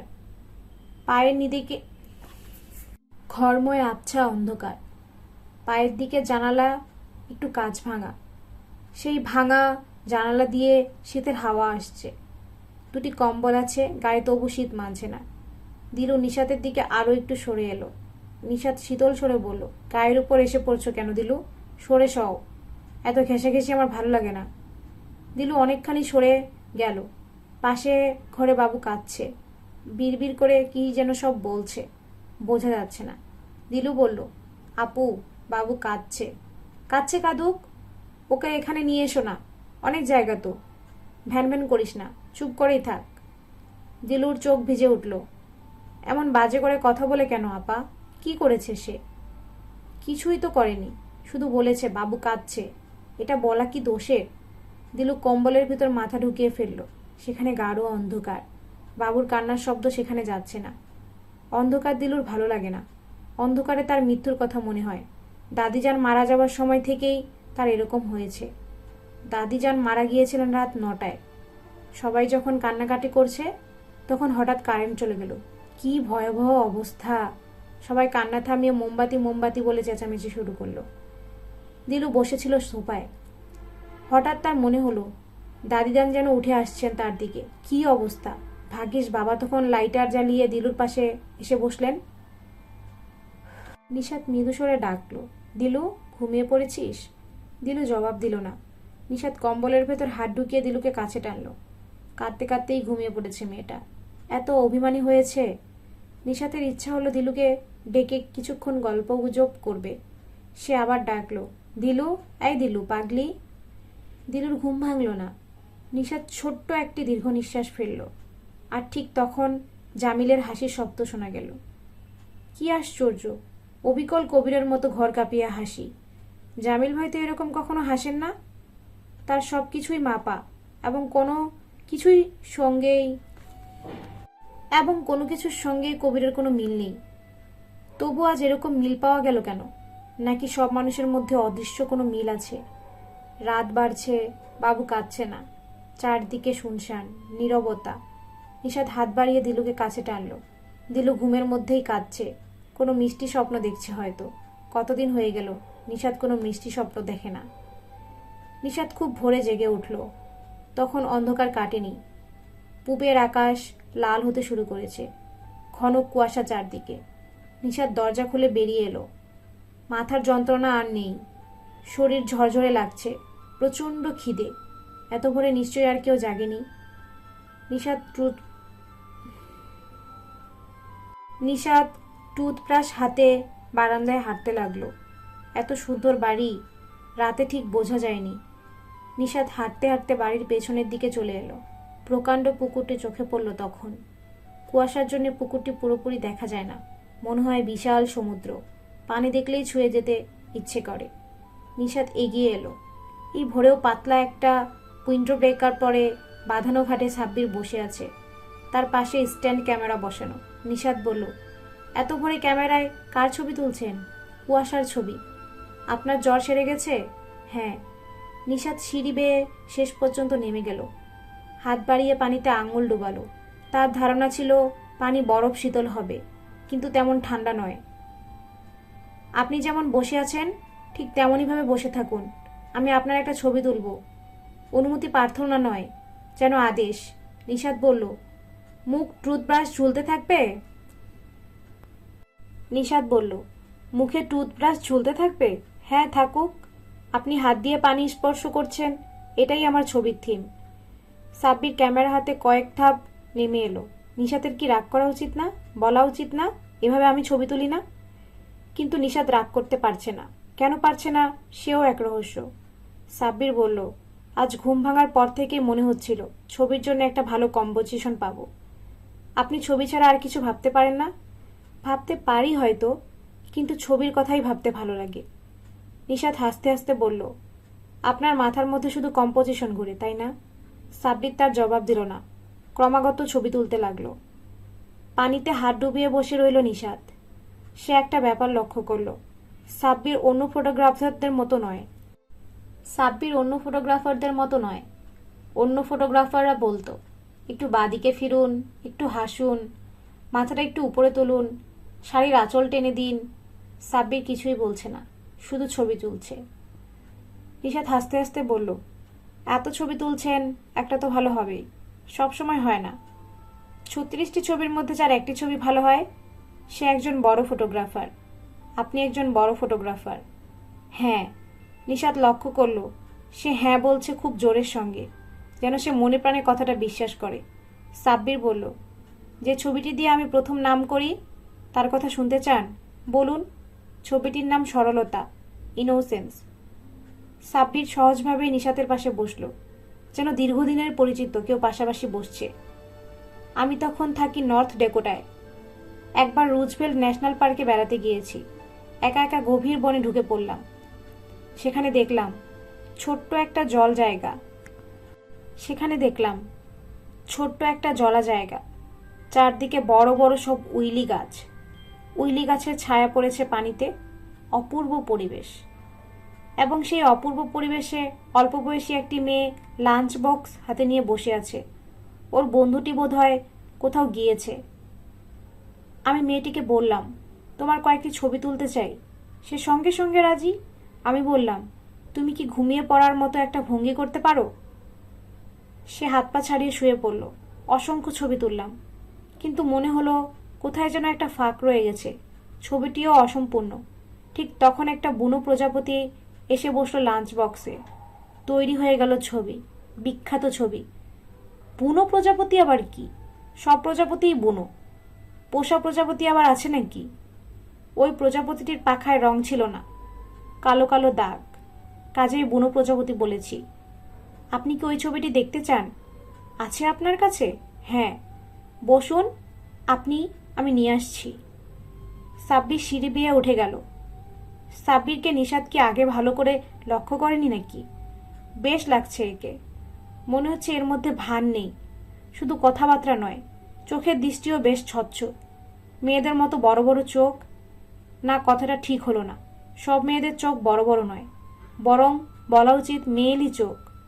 পুরুষ মানুষকে এত বড় বড় চোখ মানায় না। না, এটাও ঠিক হলো না। সাব্বির সাহেবকে তো ভালোই মানিয়েছে। নিশাদ বেশ আগ্রহ নিয়ে ছবির বইটির জন্য অপেক্ষা করতে লাগলো। যেন এই আগ্রহ থাকাটা ঠিক নয়, এটা অন্যায়। এত চমৎকার একটা ফটোগ্রাফির বই নিয়ে সাব্বির ফিরবে নিশাদ আশা করেনি। সে দুবার বলল, এই বইয়ের সব ছবি আপনার তোলা? হ্যাঁ, ব্যাক কভারে ফটোগ্রাফারের ছবি আছে, দেখুন না। এই বইয়ের সব ছবি আপনার তোলা? হ্যাঁ, ব্যাক কভারে ফটোগ্রাফারের ছবি আছে, দেখেন। আপনি তো বিখ্যাত ব্যক্তি। হ্যাঁ, মোটামুটি বিখ্যাত। ওই দেশে অনেকেই আমাকে চেনে। নিশাদ পাতা উল্টাতে লাগলো। অপূর্ব সব ছবি, মন খারাপ করিয়ে দেওয়ার মতো ছবি। 53 পৃষ্ঠায় ওই ছবিটি আছে, দেখুন। ওই ছবিটি দিয়ে আমি ফটোগ্রাফির জগতে প্রথম এন্ট্রি পাই। নিশাদ 53 পৃষ্ঠা খুলে অনেকক্ষণ কোনো কথা বলতে পারল না। ছবিটা ভালো লেগেছে? হ্যাঁ, কিন্তু মেয়েটার গায়ে কোনো কাপড় ছিল না। এই কথা আপনি আগে বলেননি। ও কি এভাবে বনে বসেছিল? হ্যাঁ। এবং আপনি ছবি তুলতে চাইতেই রাজি হয়ে গেল? কোনো আপত্তি করলো না? না, কোনো আপত্তি করেনি। ওই মেয়েটির কি নাম? ওই মেয়েটির কি নাম? নাম জানি না। ছবির জন্য মেয়েটির নাম জানার প্রয়োজন নেই। আমার মেয়েটির নাম জানতে ইচ্ছে হচ্ছে। সাব্বির হেসে উঠল। রোদ উঠে গেছে, কুয়াশা মিলিয়ে যাচ্ছে। কেমন চমৎকার লাগছে চারদিক। নিশাদ নরম গলায় বলল, এই বইটি আমার কাছে থাকুক? থাকুক। নিশাদ উঠে দাঁড়ালো, নিচু স্বরে বলল, যাই। সাব্বির বলল, আপনাকে একটা কথা বলতে চাই। বলুন। দয়া করে রাগ করবেন না বা মন খারাপ করবেন না। এমন কি কথা যে আমি রাগ করব? সাব্বির অত্যন্ত স্পষ্টভাবে বলল, আপনাকে আমার ভালো লেগেছে। শুধু ভালো লেগেছে বললে কম বলা হয়। আমার আরও কিছু বলা উচিত, কিন্তু আমি গুছিয়ে বলতে পারছি না। আপনি যদি অনুমতি দেন, তাহলে আমার ভালো লাগার ব্যাপারটা আপনার মাকে বলতে পারি। নিঃশ্বাস ছোট্ট একটা দীর্ঘ নিঃশ্বাস ফেলল, কিন্তু কিছু বলল না। ঘাটের ধাপ ভেঙে উপরে উঠে এলো। আপা, তুমি এখানে? আর আমি সারা বাড়ি খুঁজছি। কেন? দিলু হাত নেড়ে নেড়ে বলল, আমরা সবাই মিলে শিকারে যাচ্ছি। কোথায় যাচ্ছিস? শিকারে। বালিহাঁস মারবো আমরা। এসো, তাড়াতাড়ি এসো, নাস্তা খেয়ে নাও। রোদ বেশি কড়া হলে হাঁস পাবো না। বাবু কোথায় রে? জানি না কোথায়।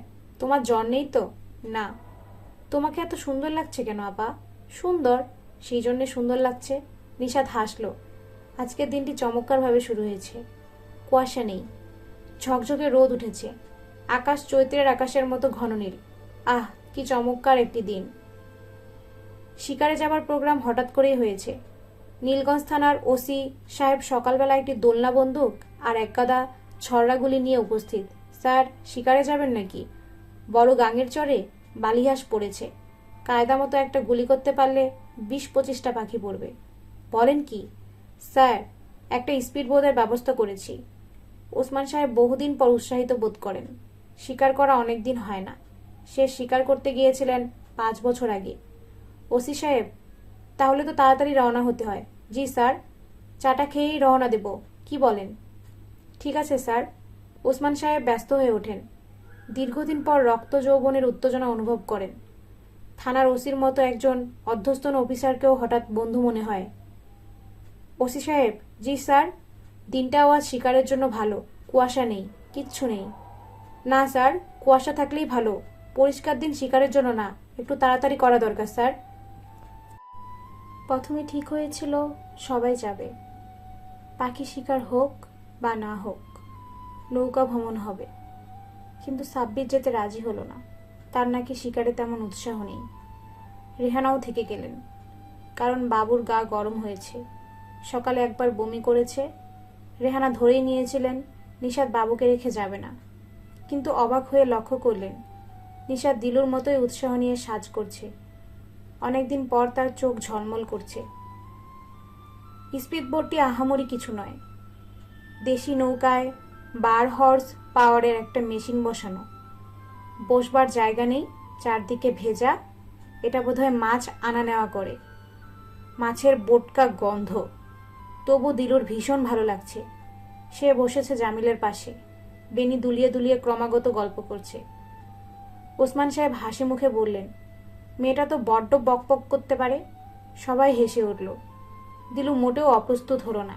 প্রায় সঙ্গে সঙ্গে তার এক বান্ধবীর গল্প করতে শুরু করলো। তার নাম লিনা।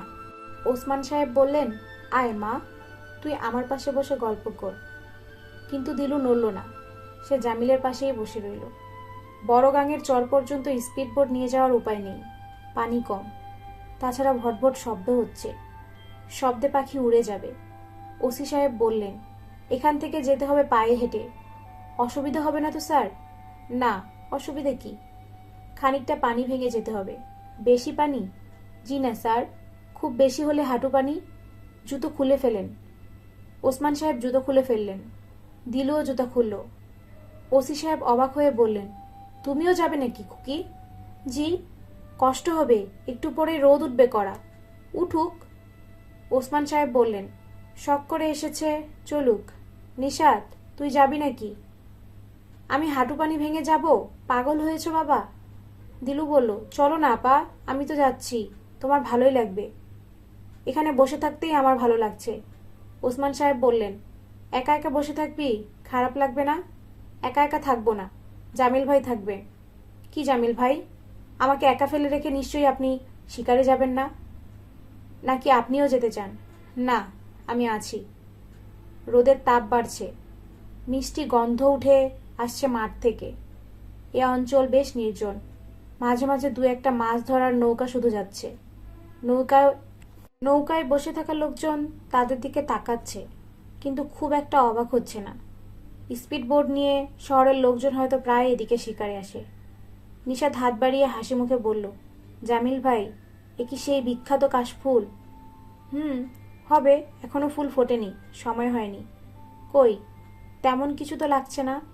বাতাসে যখন ঢেউয়ের মতো ওঠানামা করে তখন ভালো লাগে। তুমি কি বোটেই বসে থাকবে না নামবে? চলুন নামি। হিল পরে হাঁটা যাবে তো? হিল পরে এসেছ? হ্যাঁ, দেখছেন না কত লম্বা লাগছে আমাকে? জামিল ঠিক বুঝতে পারছে না। নিশাতকে খুব খুশি খুশি মনে হচ্ছে। সাজগোজের মধ্যেও যথেষ্ট যত্নের ছাপ। ঠোঁটে কড়া করে লিপস্টিক দিয়েছে। নিশাত বলল, গ্রাম, নদী এসব কিন্তু আমার কাছে তেমন একটা এক্সাইটিং মনে হয় না। এক একজনের দেখার ক্ষমতা এক এক রকম। সাব্বির সাহেব যা দেখে মুগ্ধ হবেন, তুমি হয়তো তা দেখে মুগ্ধ হবে না। তাছাড়া সাব্বির ভাইকে আপনার কেমন লাগে? চমৎকার। ভদ্রলোক অল্প সময়ের মধ্যে আমাকে দারুণ ইমপ্রেস করেছেন। এই একটি লোক দেখলাম যার মধ্যে ভান নাই। নিশাত ছোট্ট নিঃশ্বাস ফেলে বলল, এত তাড়াতাড়ি একটা ডিসিশনে আসা ঠিক না। আপনি মানুষ সম্পর্কে খুব তাড়াতাড়ি সিদ্ধান্ত চলে আসেন। নিশাত খুব সাবধানে পা ফেলে এগুতে লাগলো। জামিল বলল, জুতো পরে তোমার হাঁটতে কষ্ট হচ্ছে, জুতো খুলে ফেলো। খালি পায়ে হাঁটবো? হ্যাঁ, খারাপ লাগবে না, শুকনো পথঘাট। নিশাত হিল খুলে ফেলল। খালি পায়ে হাঁটতে তার ভালোই লাগে। খুশি খুশি গলায় বলল, ফ্লাক্সটা নিয়ে এলে ভালো হতো, কোথাও বসে চা খাওয়া যেত। শাড়ি পরা 8-9 বছর একটা বাচ্চা মেয়েকে কোত্থেকে হঠাৎ এসে উদয় হয়েছে। শাড়ি পরা 8-9 বছরের একটা বাচ্চা মেয়ে কোত্থেকে হঠাৎ এসে উদয় হয়েছে। চোখ বড় বড় করে দেখছে। নিশাত বলল, এই, তোমার নাম কি? মেয়েটি জবাব দিল না। বাড়ি কোথায় তোমার? মেয়েটি হাত বাড়িয়ে যেদিকে দেখালো সেদিকে কোনো ঘরবাড়ি নেই। জামিল ভাই, মেয়েটি কি হারিয়ে গেছে নাকি? না, ওরা হারাবে না। গ্রামের মেয়ে, সমস্ত অঞ্চল এদের খুব ভালো করে চেনা। নিশাত, কোন দিকে যেতে চাও? চলুন ওই গাছটার নিচে বসি। কি গাছ ওটা? বিরাট বড় তো। শিমুল গাছ। শিমুল গাছ এত বড় বড় কাঁটা থাকে নাকি? থাকে। জামিল সিগারেট ধরালো। নিশাত হ্যান্ডব্যাগ থেকে সানগ্লাস বের করে চোখে দিল। দেখি এবার আমি একটা শুনি। দিলুকে হাসির গল্প বলি না, দিলুকে বলি ভূতের গল্প। ভূতের গল্প শুনতে চাইলে বলতে পারি। নিশাত খিলখিল করে হেসে ফেলল। তার হাসি দেখে ছোট্ট মেয়েটাও হাসতে শুরু করলো। জামিল নিজেও হাসল। না জামিল ভাই, বলুন, একটা হাসির গল্প বলুন। দেখি আপনি হাসাতে পারেন কিনা। হাসাতে পারলে কি দেবে? আপনি আগে বলুন, তারপর দেখা যাবে। টেলিফোনের খুঁটি বসানো হচ্ছে। সারাদিন ধরে কাজ চলছে। সন্ধ্যাবেলা ইঞ্জিনিয়ার সাহেব কাজ দেখতে এলেন। জিজ্ঞেস করলেন, তোমরা কটা খুঁটি পুতলে? ওরা বলল, স্যার 12টা। ইঞ্জিনিয়ার সাহেব বললেন, মন্দ না, 12টা খারাপ না। তারপর গেলেন অন্য একটা দলের কাছে। তোমরা কটা পুতলে? ওরা বলল, স্যার 1টা। ইঞ্জিনিয়ার রেগে আগুন, এত কম? ওই দল তো 12টা পুতলো। দলের সর্দার বলল, আমাদের কাজ আর ওদের কাজ।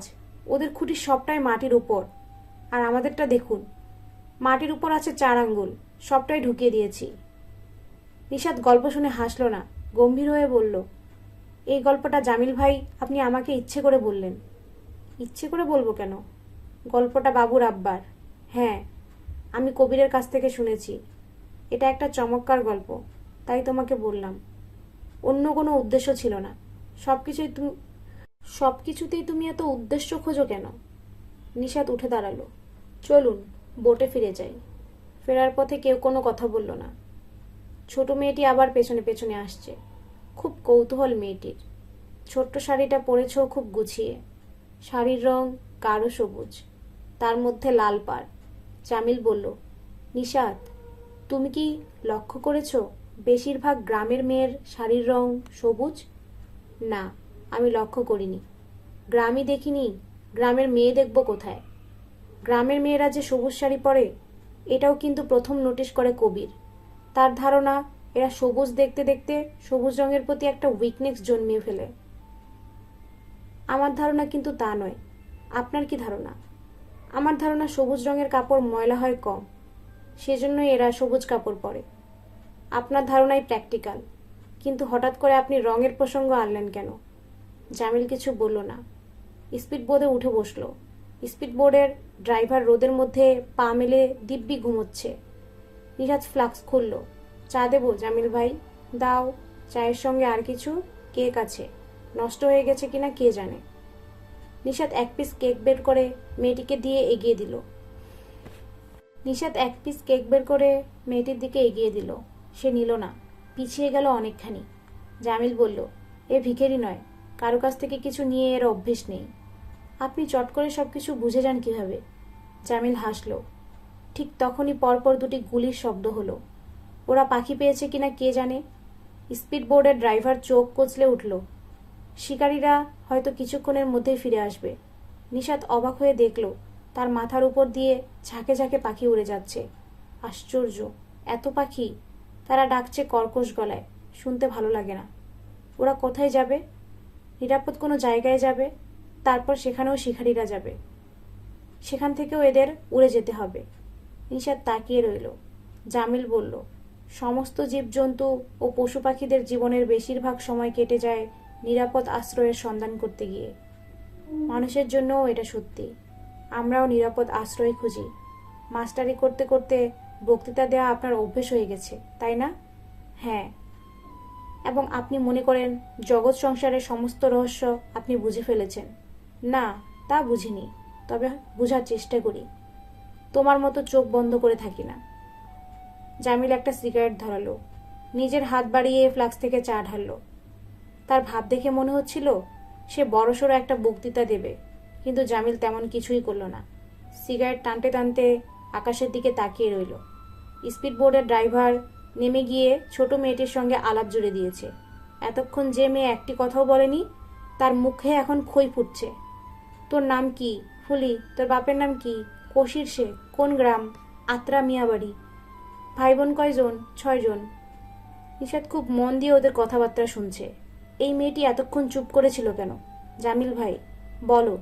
এই মেয়েটি এতক্ষণ কোনো কথাবার্তা বলেনি, কিন্তু দেখুন ওই লোকটির সঙ্গে কেমন জমিয়ে গল্প করছে। জামিল কোনো উত্তর দিল না।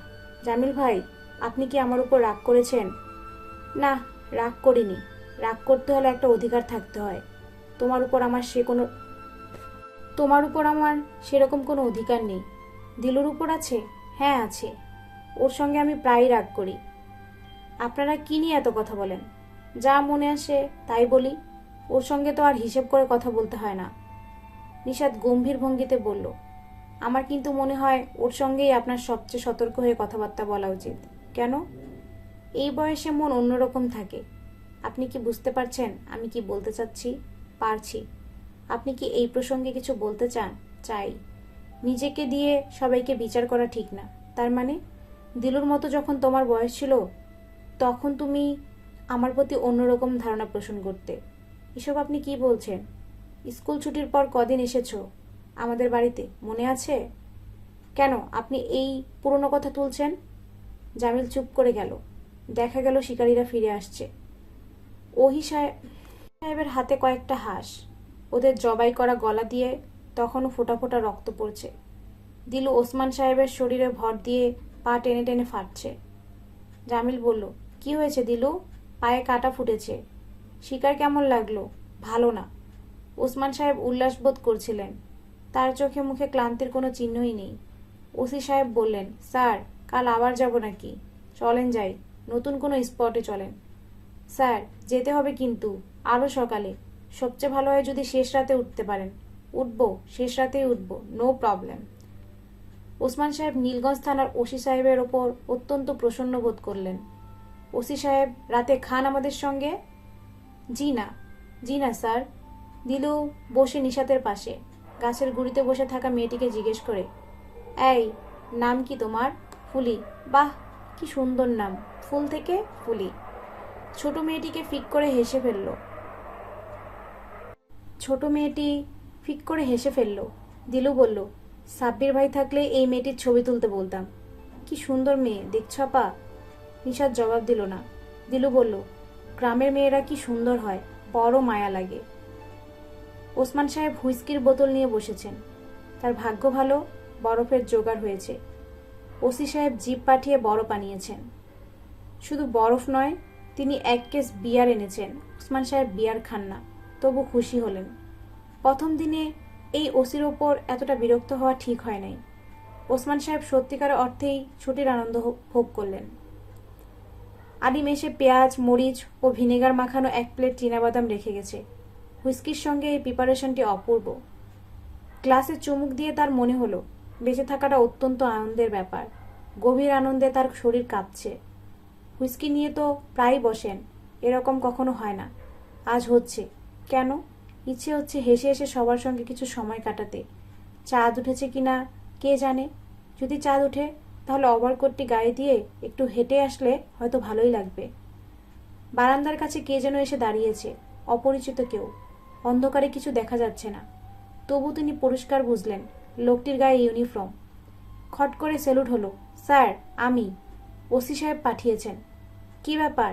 কিছু না স্যার, পাহারার জন্য, ফিক্সড সেন্ট্রি। পাহারা লাগবে না, তুমি চলে যাও। সে ইতস্তত করতে লাগলো। ওসমান সাহেব দরাজ গলায় বললেন, যাও যাও, পাহারার কোনো দরকার নেই। আমি কি মিনিস্টার? এই বলেই তিনি প্রচুর হাসতে লাগলেন। খালি পেটে দুপেক পড়ার জন্যেই বোধহয় তার কিঞ্চিত নেশা হয়েছে। আলিমের দাঁতের ব্যথা কমেনি, আজ সারাদিন আরও বেড়েছে। ডান দিকের গাল ফুলে গেছে অনেকখানি। আলিম গোটা 4 প্যারাসিটামল খাও। স্যার খাইছি। লবণ পানি দিয়ে কুলকুচি করো। করেছি স্যার। গরম শেক দাও, শেকটা খুব উপকারী। স্যার আর কিছু লাগবো? না লাগবে না। খানা তৈরি হতে দেরি হবে নাকি? জি স্যার। আচ্ছা ঠিক আছে। আজ রাতে রান্নার দায়িত্ব নিয়েছে সাব্বির।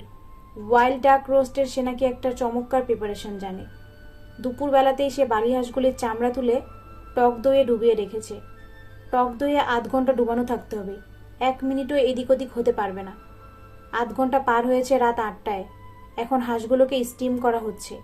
কেটলির পানি ফুটানো হচ্ছে। কেটলির নল দিয়ে যে বাষ্প বেরিয়ে আসছে তাই ব্যবহার করা হচ্ছে স্টিম করবার জন্য। কায়দাটা ভালোই। দিলু সমস্ত ব্যাপারটা দেখছে মুগ্ধ হয়ে। সে রান্নাঘরে একটি চেয়ার নিয়ে চেয়ারের উপর পা তুলে আরাম করে বসে আছে এবং সারাক্ষণে কথা বলছে। সাব্বির ভাই, স্টিম দিচ্ছেন কেন? স্টিম দেওয়ার জন্যে মাংস নরম হবে। টক দইয়ে ডুবিয়ে রাখলেন কেন? রেসিপিতে বলা আছে তাই। টক দই না পেলে ভিনেগারে ডুবিয়ে রাখা টক দই না পেলে ভিনেগারে ডুবিয়ে রাখা যেত। টক দই ভিনেগারের চেয়ে ভালো। এরপর কি করবেন? পেটের ভেতর রসুন ভরে আগুনে ঝলসাবো, ব্যাস। এই রান্না কার কাছ থেকে শিখলেন? আমার এক মেক্সিকান বান্ধবী ছিল, ও রাঁধত। ও অনেক রকম রান্না জানতো। দিলু একটু লজ্জা পেল। কেউ এভাবে বান্ধবীর কথা বলে নাকি? কিন্তু সাব্বির ভাই এমন সহজভাবে বলছেন যেন বান্ধবী থাকার মধ্যে লজ্জার কিছু নেই। উনার নাম কি সাব্বির ভাই? ওর নাম মারিয়া। মারিয়া? কি বিশ্রী নাম! বৃষ্টি কোথায়? মেরি থেকে মারিয়া। উনি দেখতে কেমন? আমার কাছে তো ভালোই লাগতো। খুব লম্বা, বড় বড় কালো চোখ, খুব শব্দ করে হাসতো। উনার ছবি আছে? আছে, দেখতে চাও? আচ্ছা, দেখাবো।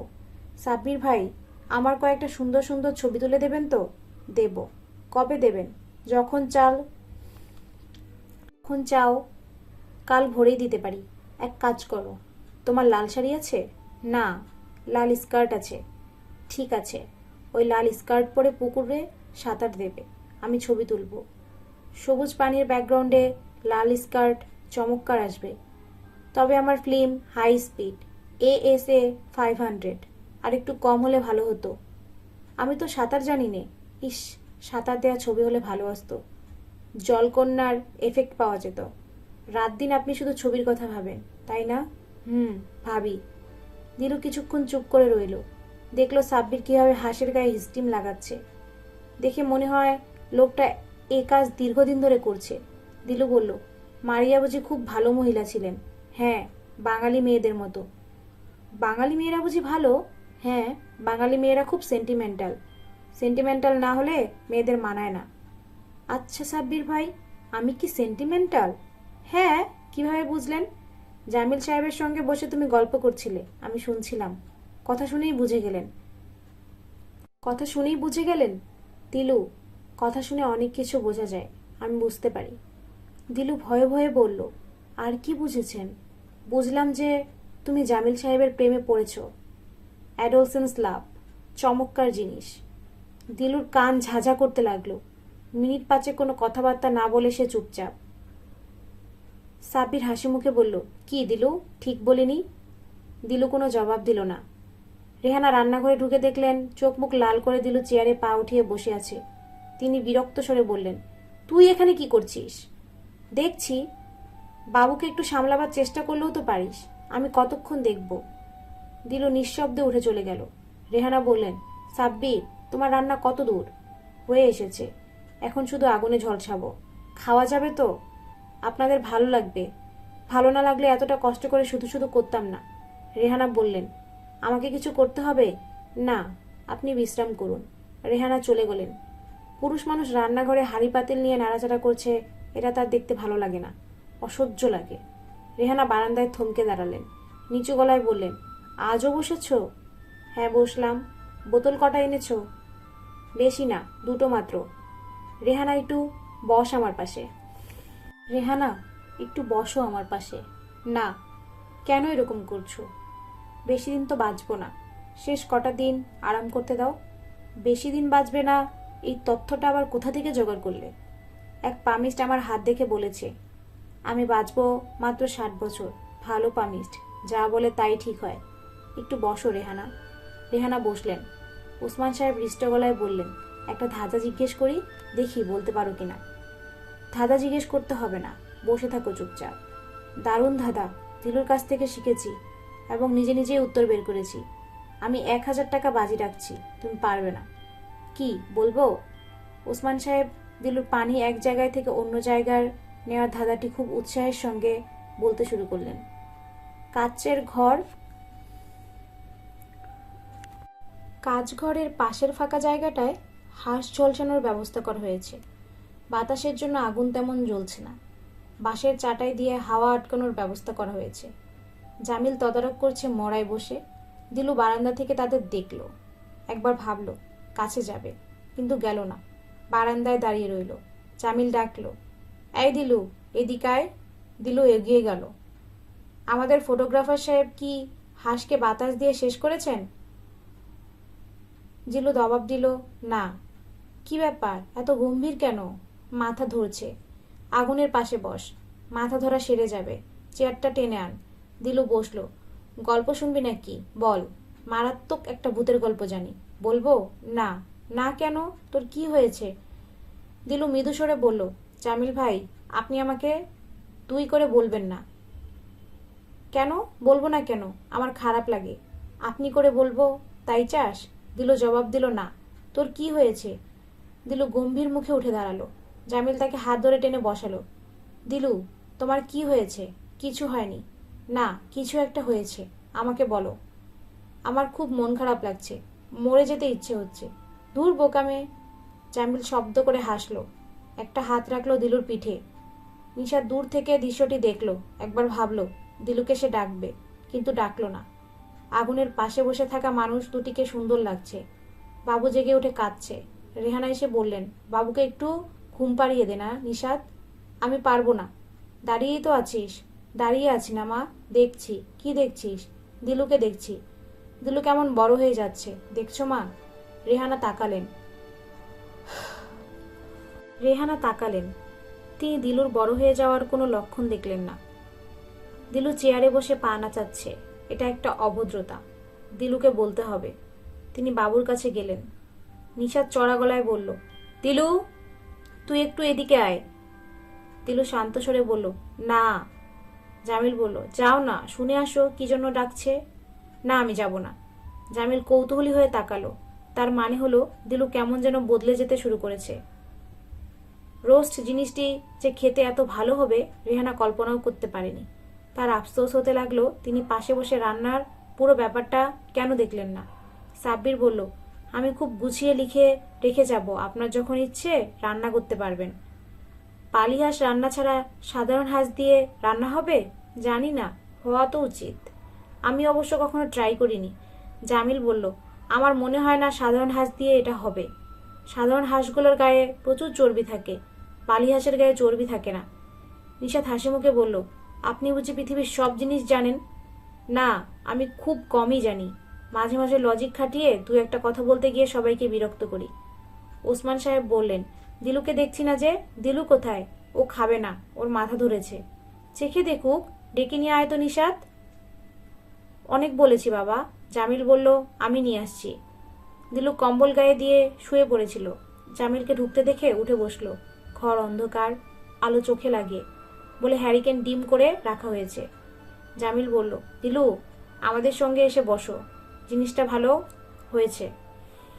জিনিসটা বেশ ভালো হয়েছে, তোমার ভালো লাগবে। দিলু জবাব দিল না। তুমি হয়তো লক্ষ্য করনি, আমি তুমি করে বলছি। এসো দিলু, খাওয়া দাওয়ার পর আমরা অনেক রাত পর্যন্ত আগুনের পাশে গল্প করব। আমার মাথা ধরেছে জামিল ভাই। এমন মজার গল্প বলবো যে মাথা ধরা সেরে যাবে। এসো।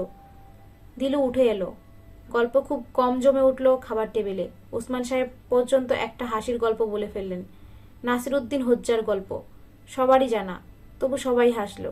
কিছু কিছু সময় আসে যখন সবকিছুই ভালো লাগে। সাব্বির বলল, নিউ ইয়র্কে এক হোটেলে তার অভিজ্ঞতার গল্প। তার বিছানার সঙ্গে একটা যন্ত্র ফিট করা, সেখানে লেখা, গা ম্যাসেজ করতে হলে এখানে 2টি কোয়ার্টার করে ফেলুন। বেচারা সরল মনে 2টি কোয়ার্টার ফেললো। তারপর বিছানায় শোয়া মাত্র বিছানা কাঁপতে থাকলো। সে কি কাঁপুনি, বসে থাকা যায় না, ছুঁড়ে ফেলে দিতে চায়। মিনিট 10 পর কাঁপুনি থামল, কিন্তু যন্ত্রটি বোধ হয় কিছু একটা নষ্ট হয়ে গিয়েছিল। কিছুক্ষণ পর আবার শুরু হলো কাঁপুনি। থামে, আবার শুরু হয়, আবার থামে, আবার শুরু হয়। গল্প শুনে হাসতে হাসতে রেহানা বিষম খেলেন এবং মনে মনে স্বীকার করলেন ছেলেটি রসিক। প্রচুর রস জ্ঞান থাকলে গল্পটি এত সুন্দরভাবে বলা সম্ভব নয়। প্রচুর রস জ্ঞান না থাকলে গল্পটি এত সুন্দরভাবে বলা সম্ভব নয়। ওসমান সাহেব বললেন, সবাই একটা না একটা গল্প করছে, নিশাদ চুপ করে আছে কেন? বাবা, আমি শুনছি, শুধু শুনলে হবে, বলতেও হবে। নিশাদ মৃদুস্বরে বলল, একটা মজার জিনিস লক্ষ্য করলাম আমি। জামিল ভাই হঠাৎ দিলুকে তুমি তুমি বলছেন। জামিল শান্ত স্বরে বলল, দিলু বড় হচ্ছে, এখন আর ওকে তুই বলা ঠিক নয়। বড় কোথায়, ওর বয়স 14 মাত্র। দিলু শীতল কণ্ঠে বললেন, নভেম্বরে আমার 15 হয়েছে আপা, তোমার কিছু মনে থাকে না। 15 হলেই যদি তুমি বলতে হয়, তাহলে তো আমাদেরকেও তুমি বলতে হয়। দিলু কিছু বলল না। ওসমান সাহেব বললেন, দিলুমার মনটা মনে হয় খারাপ। নিশাদ বলল, ওর মন ভালোই আছে। লোকজন ওকে তুমি করে বলা শুরু করেছে, মন খারাপ হবে কেন? আমার মন ভালোই আছে। সাব্বির বলল, মন ভালো থাকলে আমাদের একটা হাসির গল্প শোনাতে হবে। দিলু সবাইকে অবাক করে দিয়ে সঙ্গে সঙ্গে গল্প শুরু করলো। পরীক্ষায় গরু সম্পর্কে রচনা এসেছে, সবাই লিখছে। একটি ছেলে বলল, স্যার, জহির নকল করছে। স্কুলের মাঠে একটা গরু বাঁধা আছে, জহির জানলা দিয়ে গরুটা দেখছে আর লিখছে। ওসমান সাহেব ঘর কাঁপিয়ে হাসতে লাগলেন। মদ্যপানজনিত কারণে তিনি ঈষৎ তরল অবস্থায় আছেন। ছোট ছোট হাসির ব্যাপারগুলোই তার কাছে অসাধারণ মনে হচ্ছে। আরেকটা বলতো মা দিলু। ইতিহাসের স্যার প্রশ্ন করলেন, আচ্ছা বলতো শেরশাহ কোথায় মারা গেছেন? ছাত্ররা বলল, ইতিহাস বইতে স্যার, 15 পাতায়। রেহানার মনে হলো তার এই মেয়েটি একটু অন্যরকম হয়েছে, কারো সঙ্গেই ঠিক মেলে না, একটু যেন আলাদা। নিশাদ বলল, দুটি গল্পই জামিল ভাইয়ের কাছ থেকে শোনা, তাই না? হ্যাঁ, তাতে অসুবিধার কি আছে? দিলু এক দৃষ্টে তাকিয়ে আছে তার দিকে, যেন সে সত্যিই জবাবটি শুনতে চায়। সাব্বির বলল, এক কাপ চা খেতে পারলে মন্দ হতো না। কেউ কি কষ্ট করে চা বানাবে? নিশাদ উঠে দাঁড়ালো, আমি বানাবো। দিলু, তুই আয় তো আমার সঙ্গে, একা একা ভয় লাগে। কেটলিতে চায়ের পানি ফুটছে। নিশাত এবং দিলু বসে আছে চুপচাপ। দিলুর মুখ থমথম করছে। তার মুখ দেখে মনে হচ্ছে সে কিছুক্ষণের মধ্যে কাঁদবে। নিশাত বলল, তুই চা খাবি নাকি দিলু? না। আয়, আমরা বরং কফি খাই। ইনস্ট্যান্ট কফির পটটা কোথায় দেখেছিস? আপা, আমি কফি খাবো না। তুমি কি বলবে বলো?